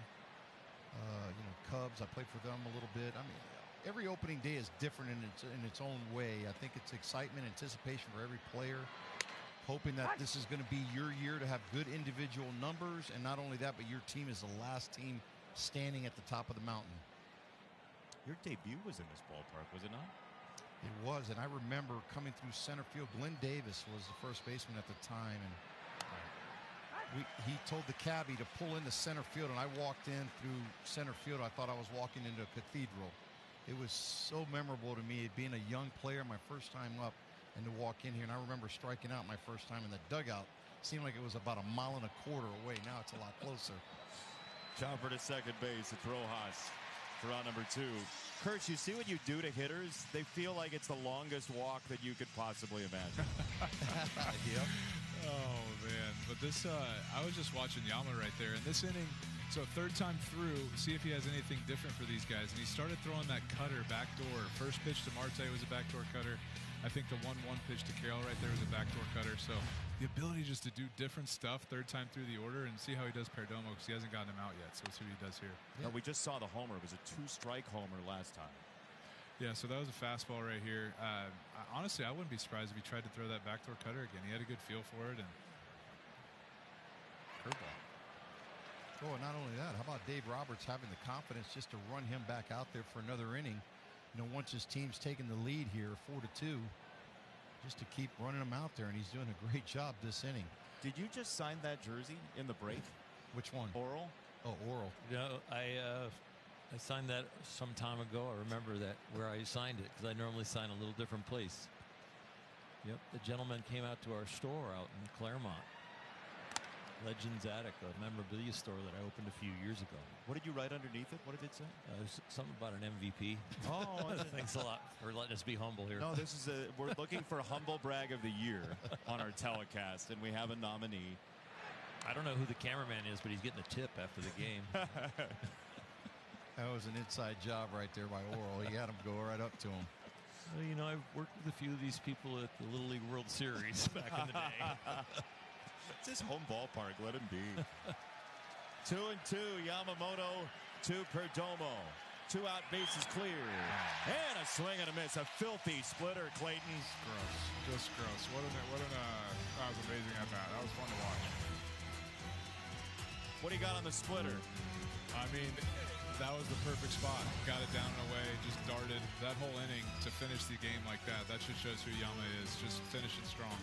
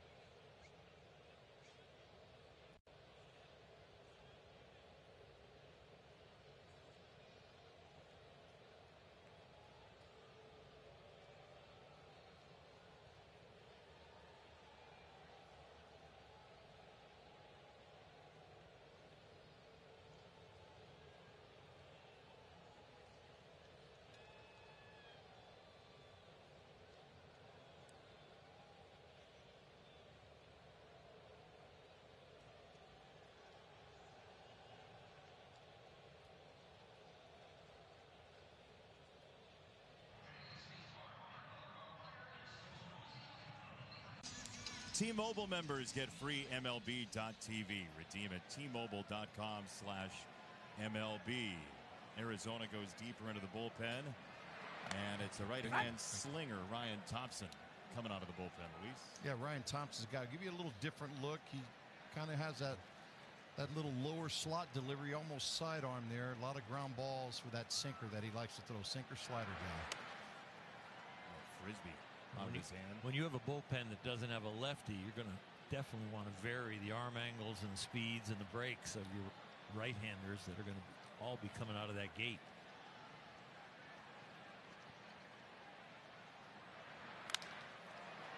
To third, that's a hot bounce, and Arenado snares it. What a play. If you come to a ballpark early and you want to see a guy take infield that practices all of this, he'll take balls right down the left field line, backhand them, take a step and a half into foul territory, and practice that throw from as deep as he can do. Yeah, he made that look easy. That was a tough play right there. Kirsch, you got a good look at that. That's a great play. I've seen him do that so many times when he's with the Rockies, and he owns Dodger Stadium. He loves playing here, and I'm excited for Nolan getting a fresh start in Arizona. And you know, obviously St. Louis is doing a little bit of rebuilding, so for him to get here, be on a team that's playoff contending, and I hope he has a great year. He's a good guy. He works really hard, and hopefully he kind of gets his swag back over in Arizona and starts hitting some homers again. He's a local product. He's from southeast of here in El Toro. He, as you said, you watched him do it at close range. What stands out for you, Clayton, for him at third base? It's just his hands. I mean, he's always moving, first of all. If you watch him, he's always moving. He's always jumping with the pitch. And then just his ability to get to balls with his glove is just incredible. And then one of the best arms I've seen. I think you talk about him and Manny in this division, especially Matt Chapman. I mean, those three guys right there, some of the best third base arms I've ever seen, and they're all in this division. So there's not a lot of balls down that line where we feel great about getting knocks when we're on the Dodgers. Yeah, like Oral said, he makes a great habit of just taking unorthodox ground balls during batting practice. He knows he can make the routine plays. It's just everything else that he wants to work on. He's a worker. He's out there. He's a worker. I know he's in the cage a lot too, and it's, you know, we've talked about it. We do some visualization things that I used to do. He used to do it too, and he's always prepared, you know. So I'm hopeful he gets back to the player he can be. Popped up out in front of home plate, and here it comes. Arenado races in for out number 2.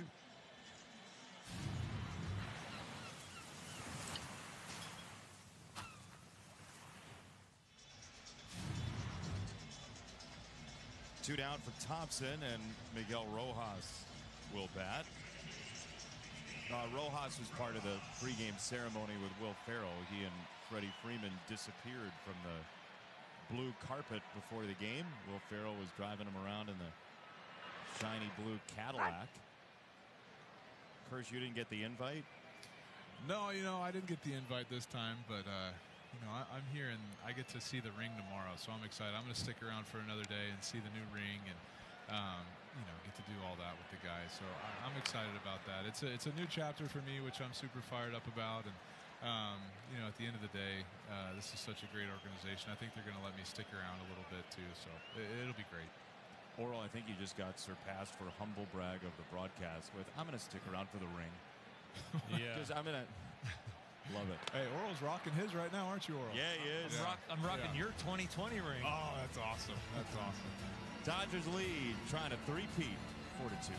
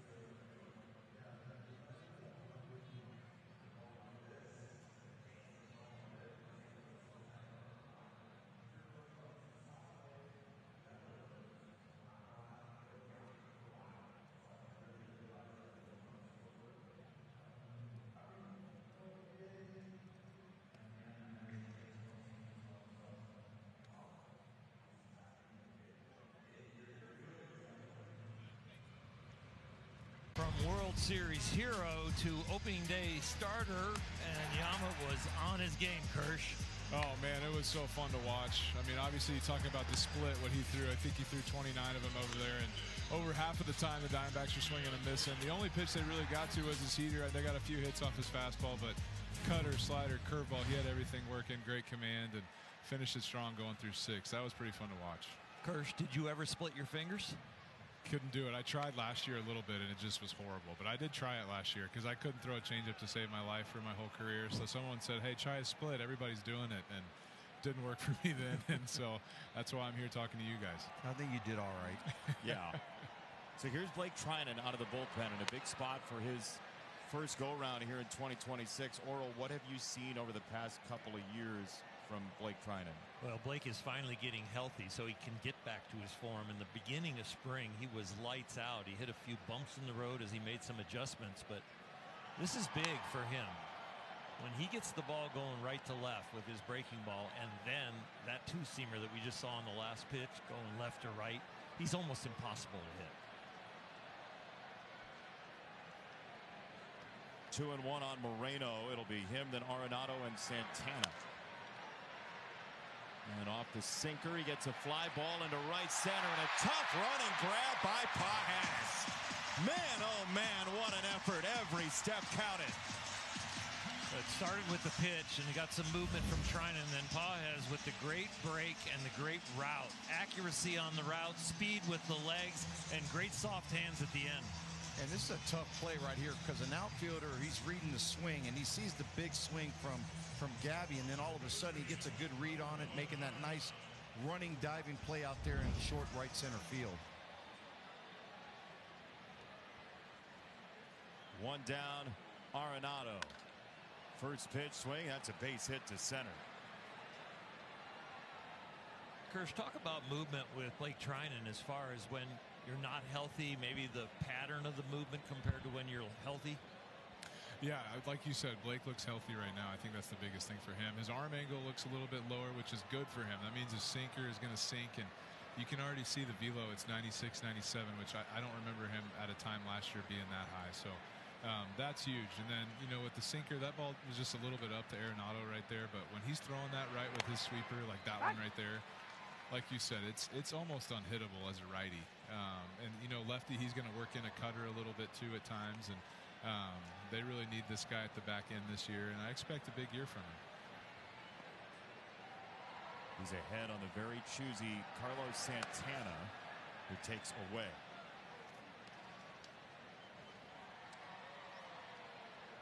Santana, the active leader in walks in Major League Baseball, with 1,330 of them in his career at age 39. Leans back 2-1. When you're not healthy and your velocity's down, what happens with the ball, even though it's breaking the same, it's breaking earlier out of your hand and it has a pattern that the hitters can pick up. When you have the velocity and the health and you get down the hill, the break is late. And the later the break, it's usually sharper and it's more deceiving to the hitter. There you see the games played. That's why the Diamondbacks go and get somebody like this for a moment on opening day as the tying run in his 2,205th game, and Santana opens up to fly it to right center. Pages is there to make the catch. 2 gone. Well, I think they picked up a guy like Santana and Nolan Arenado is for the simple fact that they've got a lot of games played, plus they bring a lot of experience to this club that was in a World Series in 23 that almost really didn't belong there. There were so many young players. They just got hot at the right time as a wild card and ended up slipping into the World Series. You feel like they were early that year, Luis? Maybe a year early. The way the maturity level of these guys are coming, there was times where it looked like almost a deer in the headlights. But they played well when they had to get there. The last 5 seasons for Arizona, winners of the National League with that 84-win regular season. Wave and a miss. Man, that's the sweeper, Clayton, you're talking about with the East-West from Trinan. Yeah, that one was so good. 1-0 count right there. To be able to get him to swing like that is just nasty. I mean, that thing is, you can't hit that. You just don't swing at it and hope it's a ball. He'll get another one. There it was. Yeah, he did. Yeah. And he'll get another one here, too, probably. They're going to expose a young player up there when they see he doesn't make an adjustment. That's what you talked about, Clayton, about having a veteran catcher like Will over there. He sees it. He knows what he wants to call. Yeah, let's see what he does. It makes the most sense to throw a sweeper, you're right, but yeah, they're going to it. He did. It's a good take. It was a good take. That was a good one. So off of that, where do you go now that you've seen him take one? It's really hard because I don't know if Lawler's face trying in, so obviously his sinker would be a great pitch right here, but it's hard to go away from the sweeper when it's moving like that. So my guess is probably just another sweeper. It was, and he tied him up in knots. That was a good one.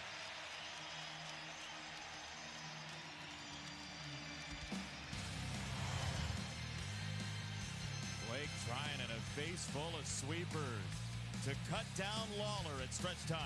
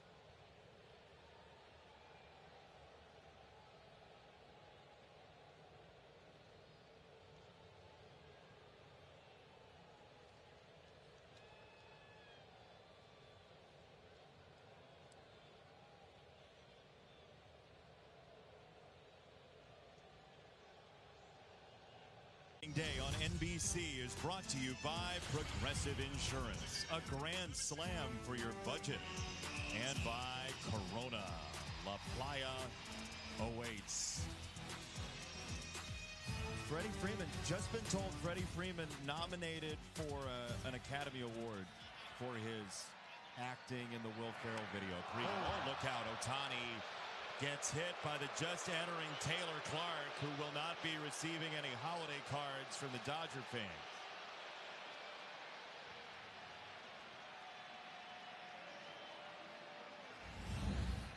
Taylor Clark pitched for the Diamondbacks a few years ago, came back, signed as a free agent from Kansas City last year. You see that pitch up and in. Ohtani just pointed at Santana. I'm coming to you. Shohei wears the armor on that because, of course, that's his pitching arm that leads when he's a left-handed hitter.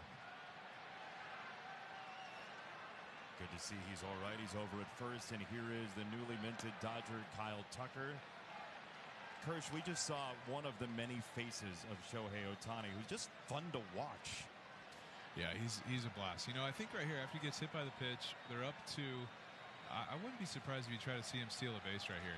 The Diamondbacks doing the same thing. It's a good situation to run. I don't know how Clark holds runners. I really haven't seen him since he was a starter here a long time ago, but I I know Moreno throws really, really well back there, but if there's something they can pick up to get a good jump, I wouldn't be surprised if Shohei tries to go right here. He was kind of kicking out his leg after the dive back as well. But, I mean, look, he is just visual. There's always some reaction. You can read his emotion. Yeah, he's always doing something. We don't know what he's doing, but as long as he keeps getting knocks, we'll be good. 1-0. Foul away by Tucker.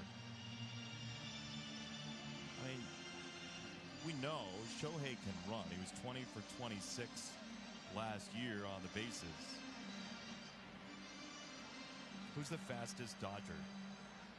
Shohei's probably the fastest. Hold on, Kike's calling me over. He wants me to come over. Kike's definitely not the fastest. Kike. That's funny. I'm trying to think. Who else we have? That's the second throw over, by the way, Clayton. So Okay. we'll see if he activates here. Oh, we got to go after 2. He holds this time, and that's a climbing strike on a changeup. Pages with his range, but we don't see him steal a lot of bags. Yeah, I think I'm going to stick with Shohei. Yeah, Pages and Teo, when they get going, are pretty fast. Yeah. But, yeah, I think Shohei. Kim, if he was active and did get sent down. Yeah, for sure. For sure. Ohtani dancing off of first. That's a take on a changeup, 2-2.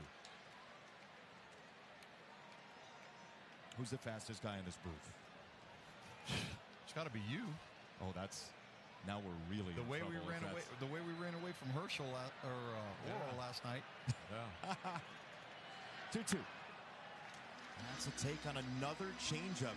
3-2. 3 straight changeups for Clark.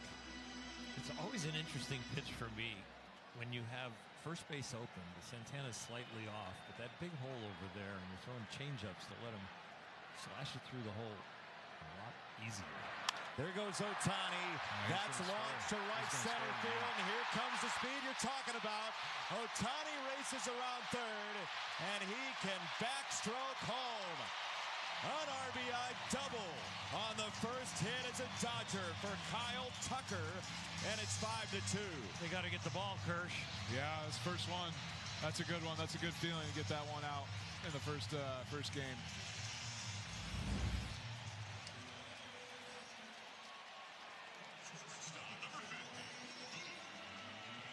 I didn't look. Did he? It's a nice swing right there. Did Tucker do the Freddie Freeman at second base? I never realized. Did he? They taught him, right? Oh wow. He's got to loosen up the hips, though.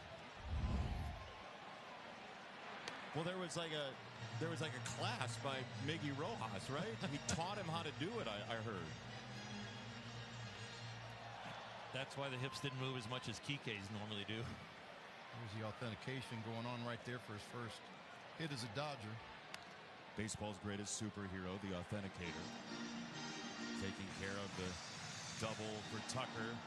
But again, it's a relentless lineup, and it is a difficult matchup to not have left-handers in that bullpen, regardless of reverse splits, and that ball smoked to center. Mookie Betts, an RBI single. It is 6-2.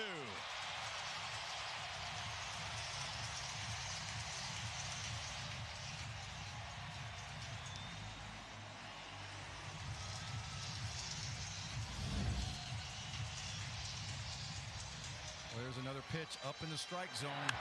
Stays right to the middle of the field. Stays on top of that ball. Nice line drive swing to center to bring in Tucker. Guys, the Diamondbacks bullpen last year had an ERA just short of 5. They were .482. That's 27th in baseball. And now the Freddie chant.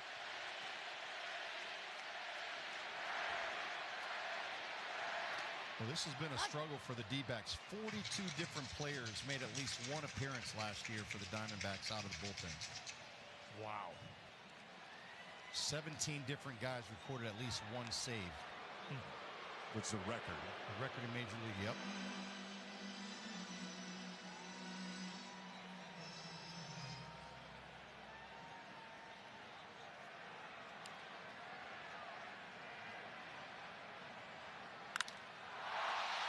Freddie Freeman launches left field.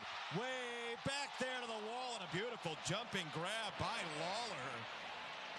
Very similar to a catch he made in spring training recently, right at the wall to take extra bases from Freeman. Boy, that's a great play out there. Tough angle, too, to go out in that corner in Dodger Stadium. There you see him tracking it, makes it nice. He peeks for the fence. He's a great athlete. Former first-round pick with the Diamondbacks. Shortstop turning into an outfielder. I mean, he compared it to playing wide receiver growing up, like being a slot receiver, track the ball, go get it. And look, he has not played much outfield at all. This is his first game in the majors. This is very recently, 8 days ago, against the Cubs. Almost the same body movement. Yeah, he's just got a good knack for the baseball. I think this is going to make him a better overall player. Be able to relax as a hitter and go out there, play the game the right way, being an outfielder now instead of in the infield. You can relax a little bit more. You feel that, Luis? Just the relaxation. There's no doubt. I was an infielder when I came up, and when they, of course, I had Ken Caminetti playing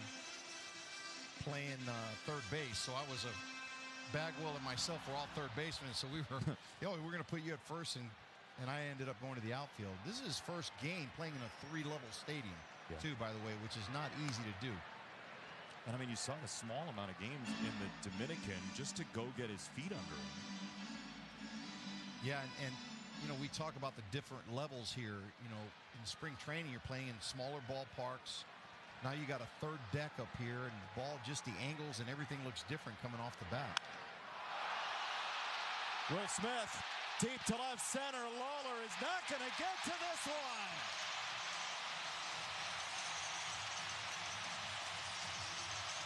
Right back at it on opening day. Will Smith, the World Series hero.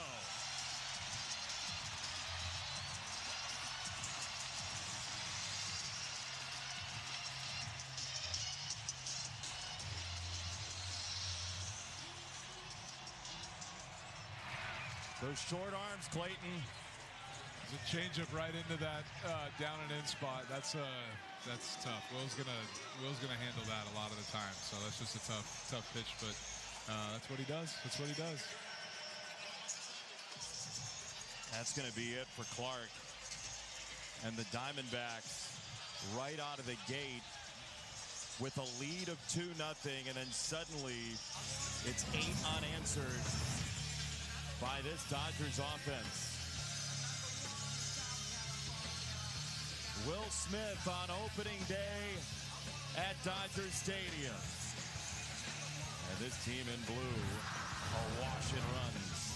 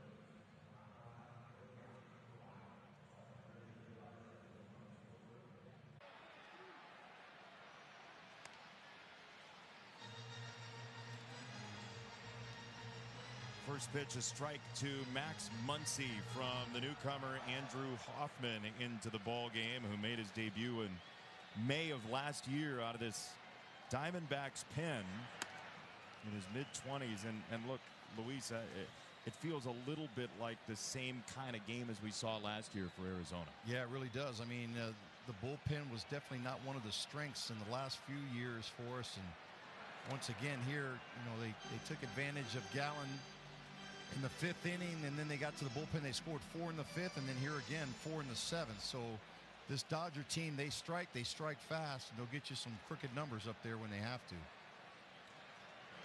Gallen had their number for a while. Dodgers were 1 for 13 to start the game, but since then they're 8 for 15 with 2 home runs. So, but Oro, happened in a hurry. And Kirsch, when a team sees a guy a couple times after that first time around, you start gauging pitches and trying to make adjustments up there, and the offense will do that to you. And then as a pitcher, you guys got to try to stay on top and switching it up. Yeah, you saw that with Yamamoto tonight at the top, third time through with Marte, Carroll, and Perdomo started mixing it up, throwing the backdoor cutters, and it's no different for these guys hitting. When they start seeing a guy know how they're going to attack him, they can adjust and they can get going and find a different pitch to hit if it's not going good first time through. So, like you said, there's just never a time to relax. Especially with 2 strikes. The Dodgers have 6 2-strike hits tonight, Paul. Their approach has been fantastic. And, we talk about the edges of 3 world championships and what they've learned when they were disappointed. And they would pick apart the close games against the best hitters and against the best pitchers. And they would figure out what they have to change. And hitting with 2 strikes and putting the ball in play and not striking out was a major topic. And I know Kirsch can add to that. Yeah, absolutely. I think these guys putting the ball in play, moving runners, all those different things it's so important. And, the guys at the bottom of the lineup right here, they would be hitting the bottom of the lineup anywhere else with Teo, Pajes, whoever's going to hit ninth, Miggy right now, and they start moving the lineup, doing what they can do, and going back to the top and getting those guys 4 or 5 at bats every night. It's going to be, it's what we've seen all along. It's how it was designed. It's how Andrew wants it. Yeah, and I think what you just saw there a second ago, you saw Mookie Betts talking to one of the hitting coaches. I think these guys are very good at talking to each other, communicating. There you see it again. I mean, these guys are going over game plan, what they want to do, what approach they want to take. And I saw a couple players doing it to each other. Like after an at-bat, they talk to each other about, okay, this is what he's got. Let's try to stay off of this pitch, go after certain pitches and counts. What they talk about a lot that I always overhear is, they see the pitches and they know what they're throwing, but it's what it feels like in the box, which I always thought was interesting. They're like, hey, this ball gets on you. You feel it. It feels heavy. Or hey, this slider, you see it. It's slow. You see it early. Don't worry about it. And just stuff that you don't get on a scouting report. You only get when you're in the batter's box. And it's pretty insightful as a pitcher to see. Bouncing ball to second base, Marte. And they do turn 2. So that'll do it for the 7th inning, but a big inning for Los Angeles. Tucker a double, Betts a single, and the Will Smith home run. And it's a big lead for the Dodgers.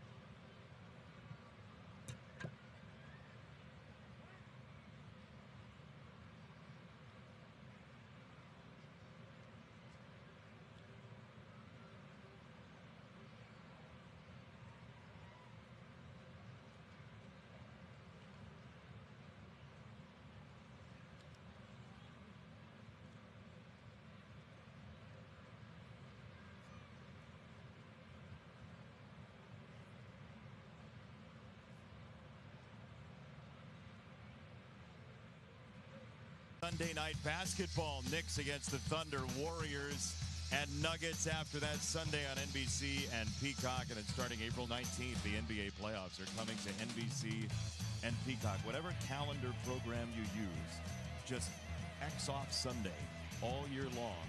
Football, basketball, baseball here on NBC Sunday night. We are your destination for sports. Whatever sport is your favorite sport. But if you haven't watched Nikola Jokic and you're just a baseball fan, like, go watch some of his distributing, some of his passes. It is just brilliance for the Denver Nuggets as Alec Thomas leads off against Will Klein, who got a whole show as he came into the game. The lights went off. You got Dropkick Murphys going on. You throw 4 innings in a World Series 18-inning game, and the entertainment folks are on board. Oral? 74 pitches that all hover around 100 miles an hour. He does have a breaking ball. There it is right there. You talk about changing speeds. You're going from 100 down to 85. 15 mile an hour, north-south most of the time because of the high fastball. And then the 12-6 curveball that Clayton threw one of the best ever with the left arm. I didn't throw it 85 miles an hour. How do you throw a curveball that hard? This guy is unbelievable. And you're seeing highlights here of Game 3 of the World Series when we were out of pitching and we needed him to go 4 innings. And I mean, just he should never buy a dinner in Los Angeles after that. He really propelled us to win that game and put us in a chance for Freddie to do what he did in the 18th there. What did you think when he came out of the bullpen, Clayton? Well, we always knew he had unbelievable stuff. You know, we always knew, you know, the kind of stuff we had when they traded him over from the Mariners. I think it was just a control and a command issue. And, you know, you got to give a lot of credit to our guys helping him with his mix. And that was a tough hop, Mookie. Good play. And he's really turning around, pounding the zone, super confident. And it all came together for that World Series game. Do you see a mechanical fix that all of a sudden got him in the zone? A lot of people concentrate on the front side, the glove side. You know, I don't know exactly what they did work on. I just know that his hips are probably the most mobile that you've ever seen. You go watch him in the weight room, and he looks like he's doing things that no hip should be able to do. So he's obviously a huge dude, but the mobility that he has, and he's obviously really strong too. So he's kind of got the whole package, and probably easy to adapt. And basically everything that I couldn't do, he can do. So it's pretty fun to watch. Will Klein or Shakira? Different kind of hips. There's pitching hips. You know, the Dodgers talk about the bowl all the time, and that's like our strength department's thing. And the bowl is like the midsection into your hips, and being able to use that well. And it really helped me in my career with my back, and they do a great job here trying to figure that out for you. Our generation, the bowl was something you ate out of. Yeah. No, not here. Hey, not here. You know, I think, honestly, with him, I think when he looks around the field, he sees all these superstar players. You don't want to be the weak link. And I think he focused in and tuned into everything. Maybe so, yeah. That was a great inning, though. That was pretty fun to watch. 1, 2, 3 on 9 pitches for Will Klein.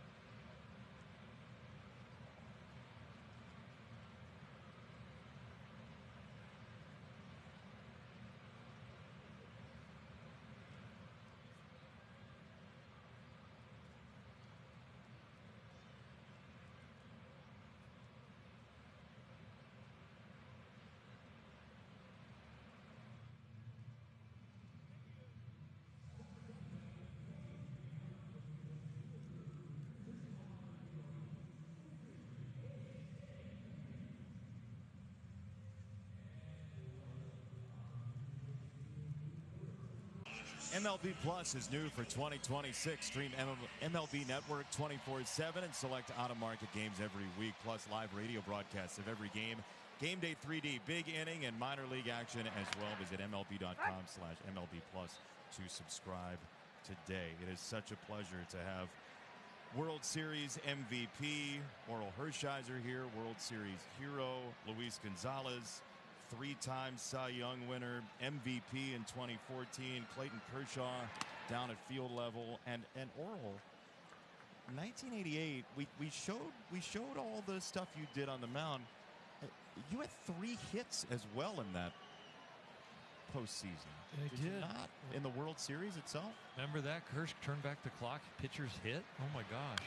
Yeah, I think it's a better product now that we're out, Oral. But you do? Yeah, I think it's better to have Shohei hitting than me if we're gonna have a DH. But I had a good time doing it. But yeah, it's better. It's better. Let me ask you, Kirsch, though, is the only reason that you say that because you gave up hits to pitchers, like including guys who played in this game tonight? Who's playing in this game? Blake Trinan. Oh, jeez. That doesn't. Did he? Yeah, that was his first hit, wasn't it? It was his only hit. God. Oh, good. Glad he has that on me. But the one thing about pitchers hitting that I would tell you that I would miss if I was playing, it really made you know what your stuff looked like. If you felt good and you knew the guy on the mound that you were facing and you're up there hitting and you see the ball well off him, you're like, I'm going to have a good night tonight. My hitters are going to get to this guy. Yeah, 100%. But we wouldn't have Shohei on our team if we didn't have a DH. Well, so that made a huge difference in these last 2 years. Yeah. We have 2 choices here, Clayton. We have 2 pieces of video. Okay. And we're going to choose the one that you're going to like. All right. Instead of the Blake Trinan hit. How does that sound for your NBC debut?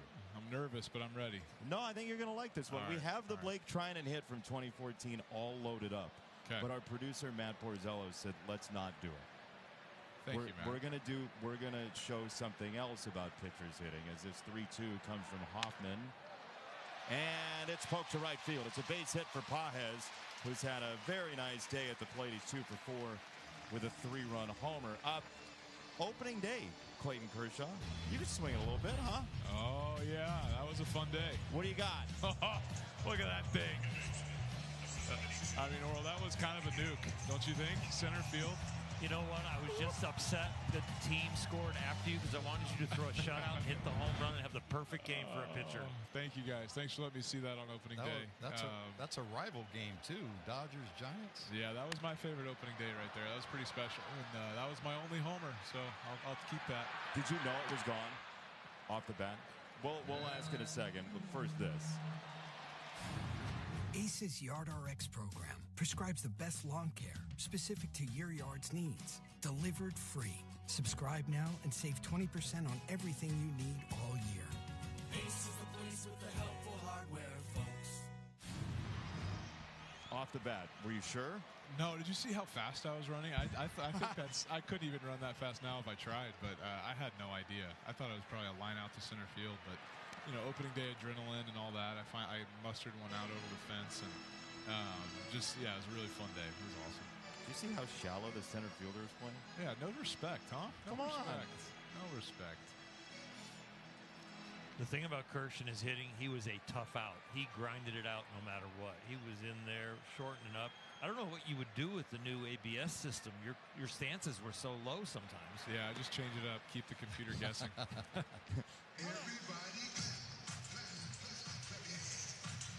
A quick look at the box score. That was Angel Pagan in center field. Okay. Yeah. So just in case. No respect. You wanted to know, Kurt. Okay, thank you. Yeah, you're welcome. Here for you. In case you run into him on the rubber chicken circuit. Throw to first. Who'd you hit it on? Who was the pitcher? George Contos, relief pitcher for the Giants, yeah. See how quick he knew that answer? Oh, yeah. Absolutely. Rattled it off. 2-0. Ohtani takes a big rip. 2-1.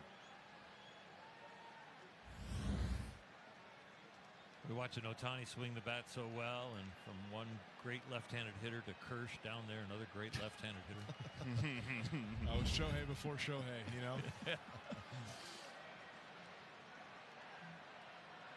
2-1. 3 balls and a strike. But again, to your point though, Oral, I think it's a good one to mention about the batting stances. Your stance doesn't matter anymore.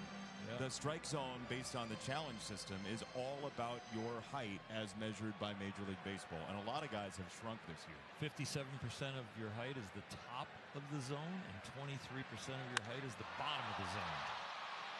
That's a rainbow out to center field. And Alec Thomas squeezes out number 2. I still think it's going to be difficult for an umpire, especially if a hitter spreads out and kind of squats down a little bit, to call that high pitch. If he sees, he's looking at the hitter and he sees that it's out of the zone, although that may be his strike zone, but when he's crouched down, it's not. I think we're going to be on a huge learning curve. The catchers, the umpires, the hitters, the pitchers have pretty much been taken out of the equation. Yeah, we saw one, at least as of the time we hit air, we saw one challenge by a pitcher today. But it's going to be pretty rare, you feel like, right, Oral? I think so, just because your eyes are moving and very few people land as solid as you should to keep your eyes still enough to be able to read the pitch. We all think we know the strike zone from the mound. That was Peralta, right? Earlier in the game, was he the one that challenged? I believe so. Got it right too. Yeah. But it's funny, the competitiveness. Like we had Tarek Skubal on during a Tigers spring training game, and I said, "Were you going to challenge?" And he said, "I'll leave it to the catchers." And then the next start, he challenged one. Like, Kirsch, you know you're competitive, right? If you know you can challenge, you might think about it. Yeah, I think with the catchers nowadays, though, like I know our guys, Will, Rush, Yusef, Barnesy, guys like this that are just so good at moving the ball around to make it look good. You can't trust your eyes out on 60 feet away, because I thought some balls were right there, and then you go back and look, and I'm giving the evil glare at the umpire for no reason, So it's like 3 or 4 balls off. So these guys can just move the ball and make it look so good. So, yeah, I wouldn't trust myself. But, yeah, I might be so competitive sometimes to just do it anyway. Dodgers 7 2-strike hits. That's a take. It's 2-2. Did you have an evil glare, Oral Hershiser? Yeah, I was going to ask Kirsch, and this is the worst broadcaster rule to break. 2 outs, 2 strikes. But did you want your catcher to support you when you were on the mound and then tell you later in between innings that, no, it was a ball, Kirsch? That's a good question. I think more than anything, yeah, he just needed to keep me from getting tossed. That's the biggest job. You dodged the question about your evil glare. I did on purpose. Nice guy with spectacles. The umpires nicknamed me the surveyor. So I would just kind of stand and just look in like I was trying to see that was a strike. Yeah. I can see it. So, yeah, I did not get any evil stares, but I would set up my tripod and, 3-2 on Tucker, who just picked up his first Dodger hit last inning. And he takes. Baseball is back, and right now on FanDuel, you get a profit boost to bet tonight's matchup live. Just head to the FanDuel app and get in the show with a boosted bet. It's our guy Anthony Rizzo, who back in the day in that rundown, you've seen it, right, Kurtz? The rundown where he yells Frederick. Yes. At Freddie Freeman. Yes, I have. I think they faced each other too. Like Rizzo struck him out or something pitching at one point. We'll have to ask Anthony down the line here when he joins us. Yeah, he's doing this. That'll be fun. Oh, look out. Mookie Betts stuck in cover. It came inside. That's another plunking. Ohtani got hit in the 7th. And Betts had to peel away. What's it like on the bench right now, Kirsch? I know in my culture what it would be like. Yeah, so I think, we're reasonable people, Oral. I think okay. I think Clark hit Shohei with a cutter. Yeah. And then Mookie got hit with what looked like a bad, hanging slider. So either way, it doesn't look great because it was both first pitch on each at bat. So guys aren't loving that. You don't want to see that, especially with those two guys. But I think they'll probably let it go for the time being. But if both of those were fastballs, I think you'd see a little bit more chirping from the dugout. Yeah, in my day, it was eye for eye, tooth for tooth, and it didn't matter when it happened. The only one you get away with is the backup curveball that everybody in the ballpark, except the umpire that warns both benches, knows that that wasn't on purpose. Or Clayton, you just jump in their pool later in the year, right? Oh, we can't do that.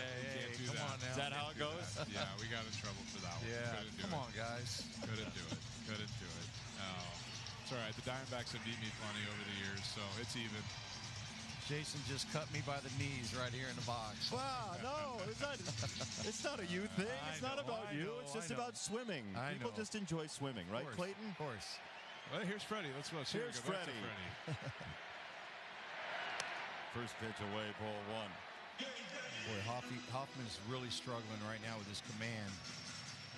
And he's got a tough hitter right now. 7 grand slams. That's a lot of at-bats in a big spot. Freddie Freeman rips it to first. Santana knocks it down. His throw is there to retire the side. Freeman put a hurt on it. Santana got in front of it. The Dodgers have 3 outs to get for a win.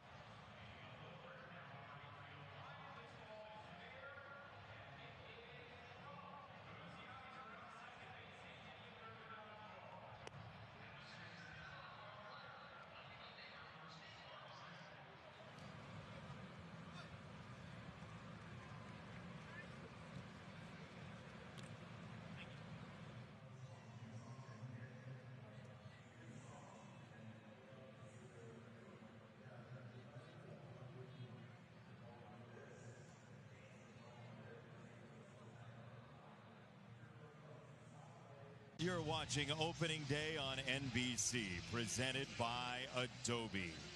8-2 Dodgers with the lead. Couple of 4-run innings. Perdomo a 2-run homer. Yoshinobu Yamamoto gave up a Perdomo home run in the 4th. But the 7th inning, the Dodgers swelled offensively as they typically do. And they lead 8-2 as Tanner Scott comes out of the bullpen. The left-hander who is such an important piece for this Dodgers team. The league hit his fastball better last year. Oral, what do you want to see from him to start this year? Well, Tanner likes to throw to one side of the plate. We've got a lefty on the field that did that for a long time and ended up in the Hall of Fame. But Tanner needs to use both sides of the plate and get that breaking ball. You see a guy that loves to live with his fastball start off his 2026 with 2 breaking balls. Got to be music to the ears of Dave Roberts as 2 strikes.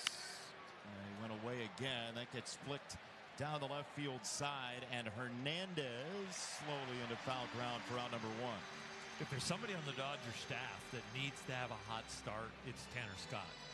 It's one thing to throw well in spring training. It's another thing when you revisit the place the first year where you had a real rough year and you really couldn't find it throughout the year. Don't end up on the playoff roster to win the World Series, but now you're back as an integral piece, and it would be great for him to have a fast start.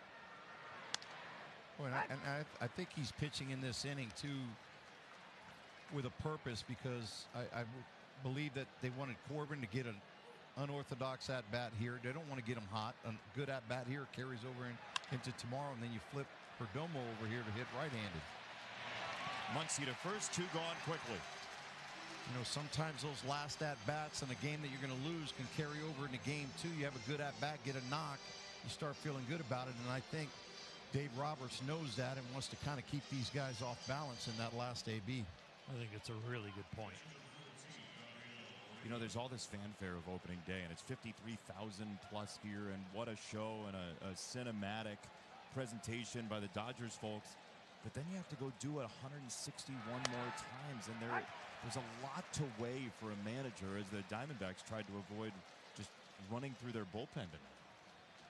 Yeah, it was a tough go at it tonight for the bullpen. I mean, they just couldn't get anybody coming out of there that was effective to get these guys out.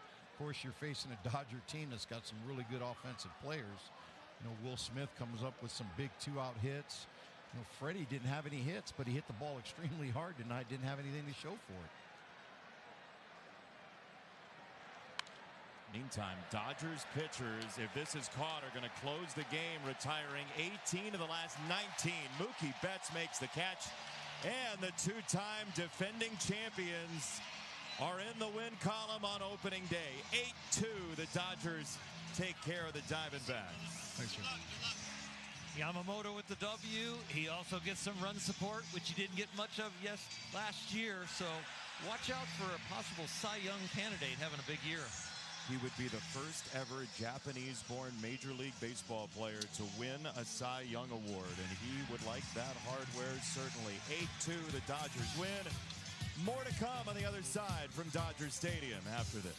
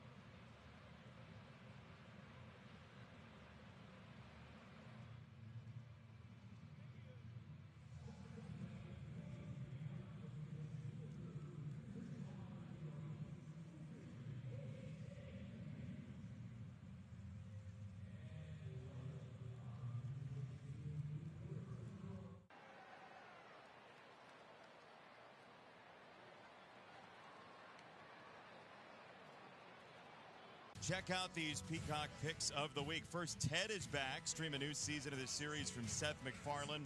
Then bring home the wonder of Wicked for Good. Streaming now on Peacock. And come back for more MLB action on Sunday Night Baseball. The Guardians face the Mariners live this Sunday, 7 p.m. Eastern, only on Peacock with Rick Manning and Ryan Rowland-Smith and Adam Ottavino. Downstairs, Bob Costas is with Kyle Tucker off his first Dodger hit. Bob? All right.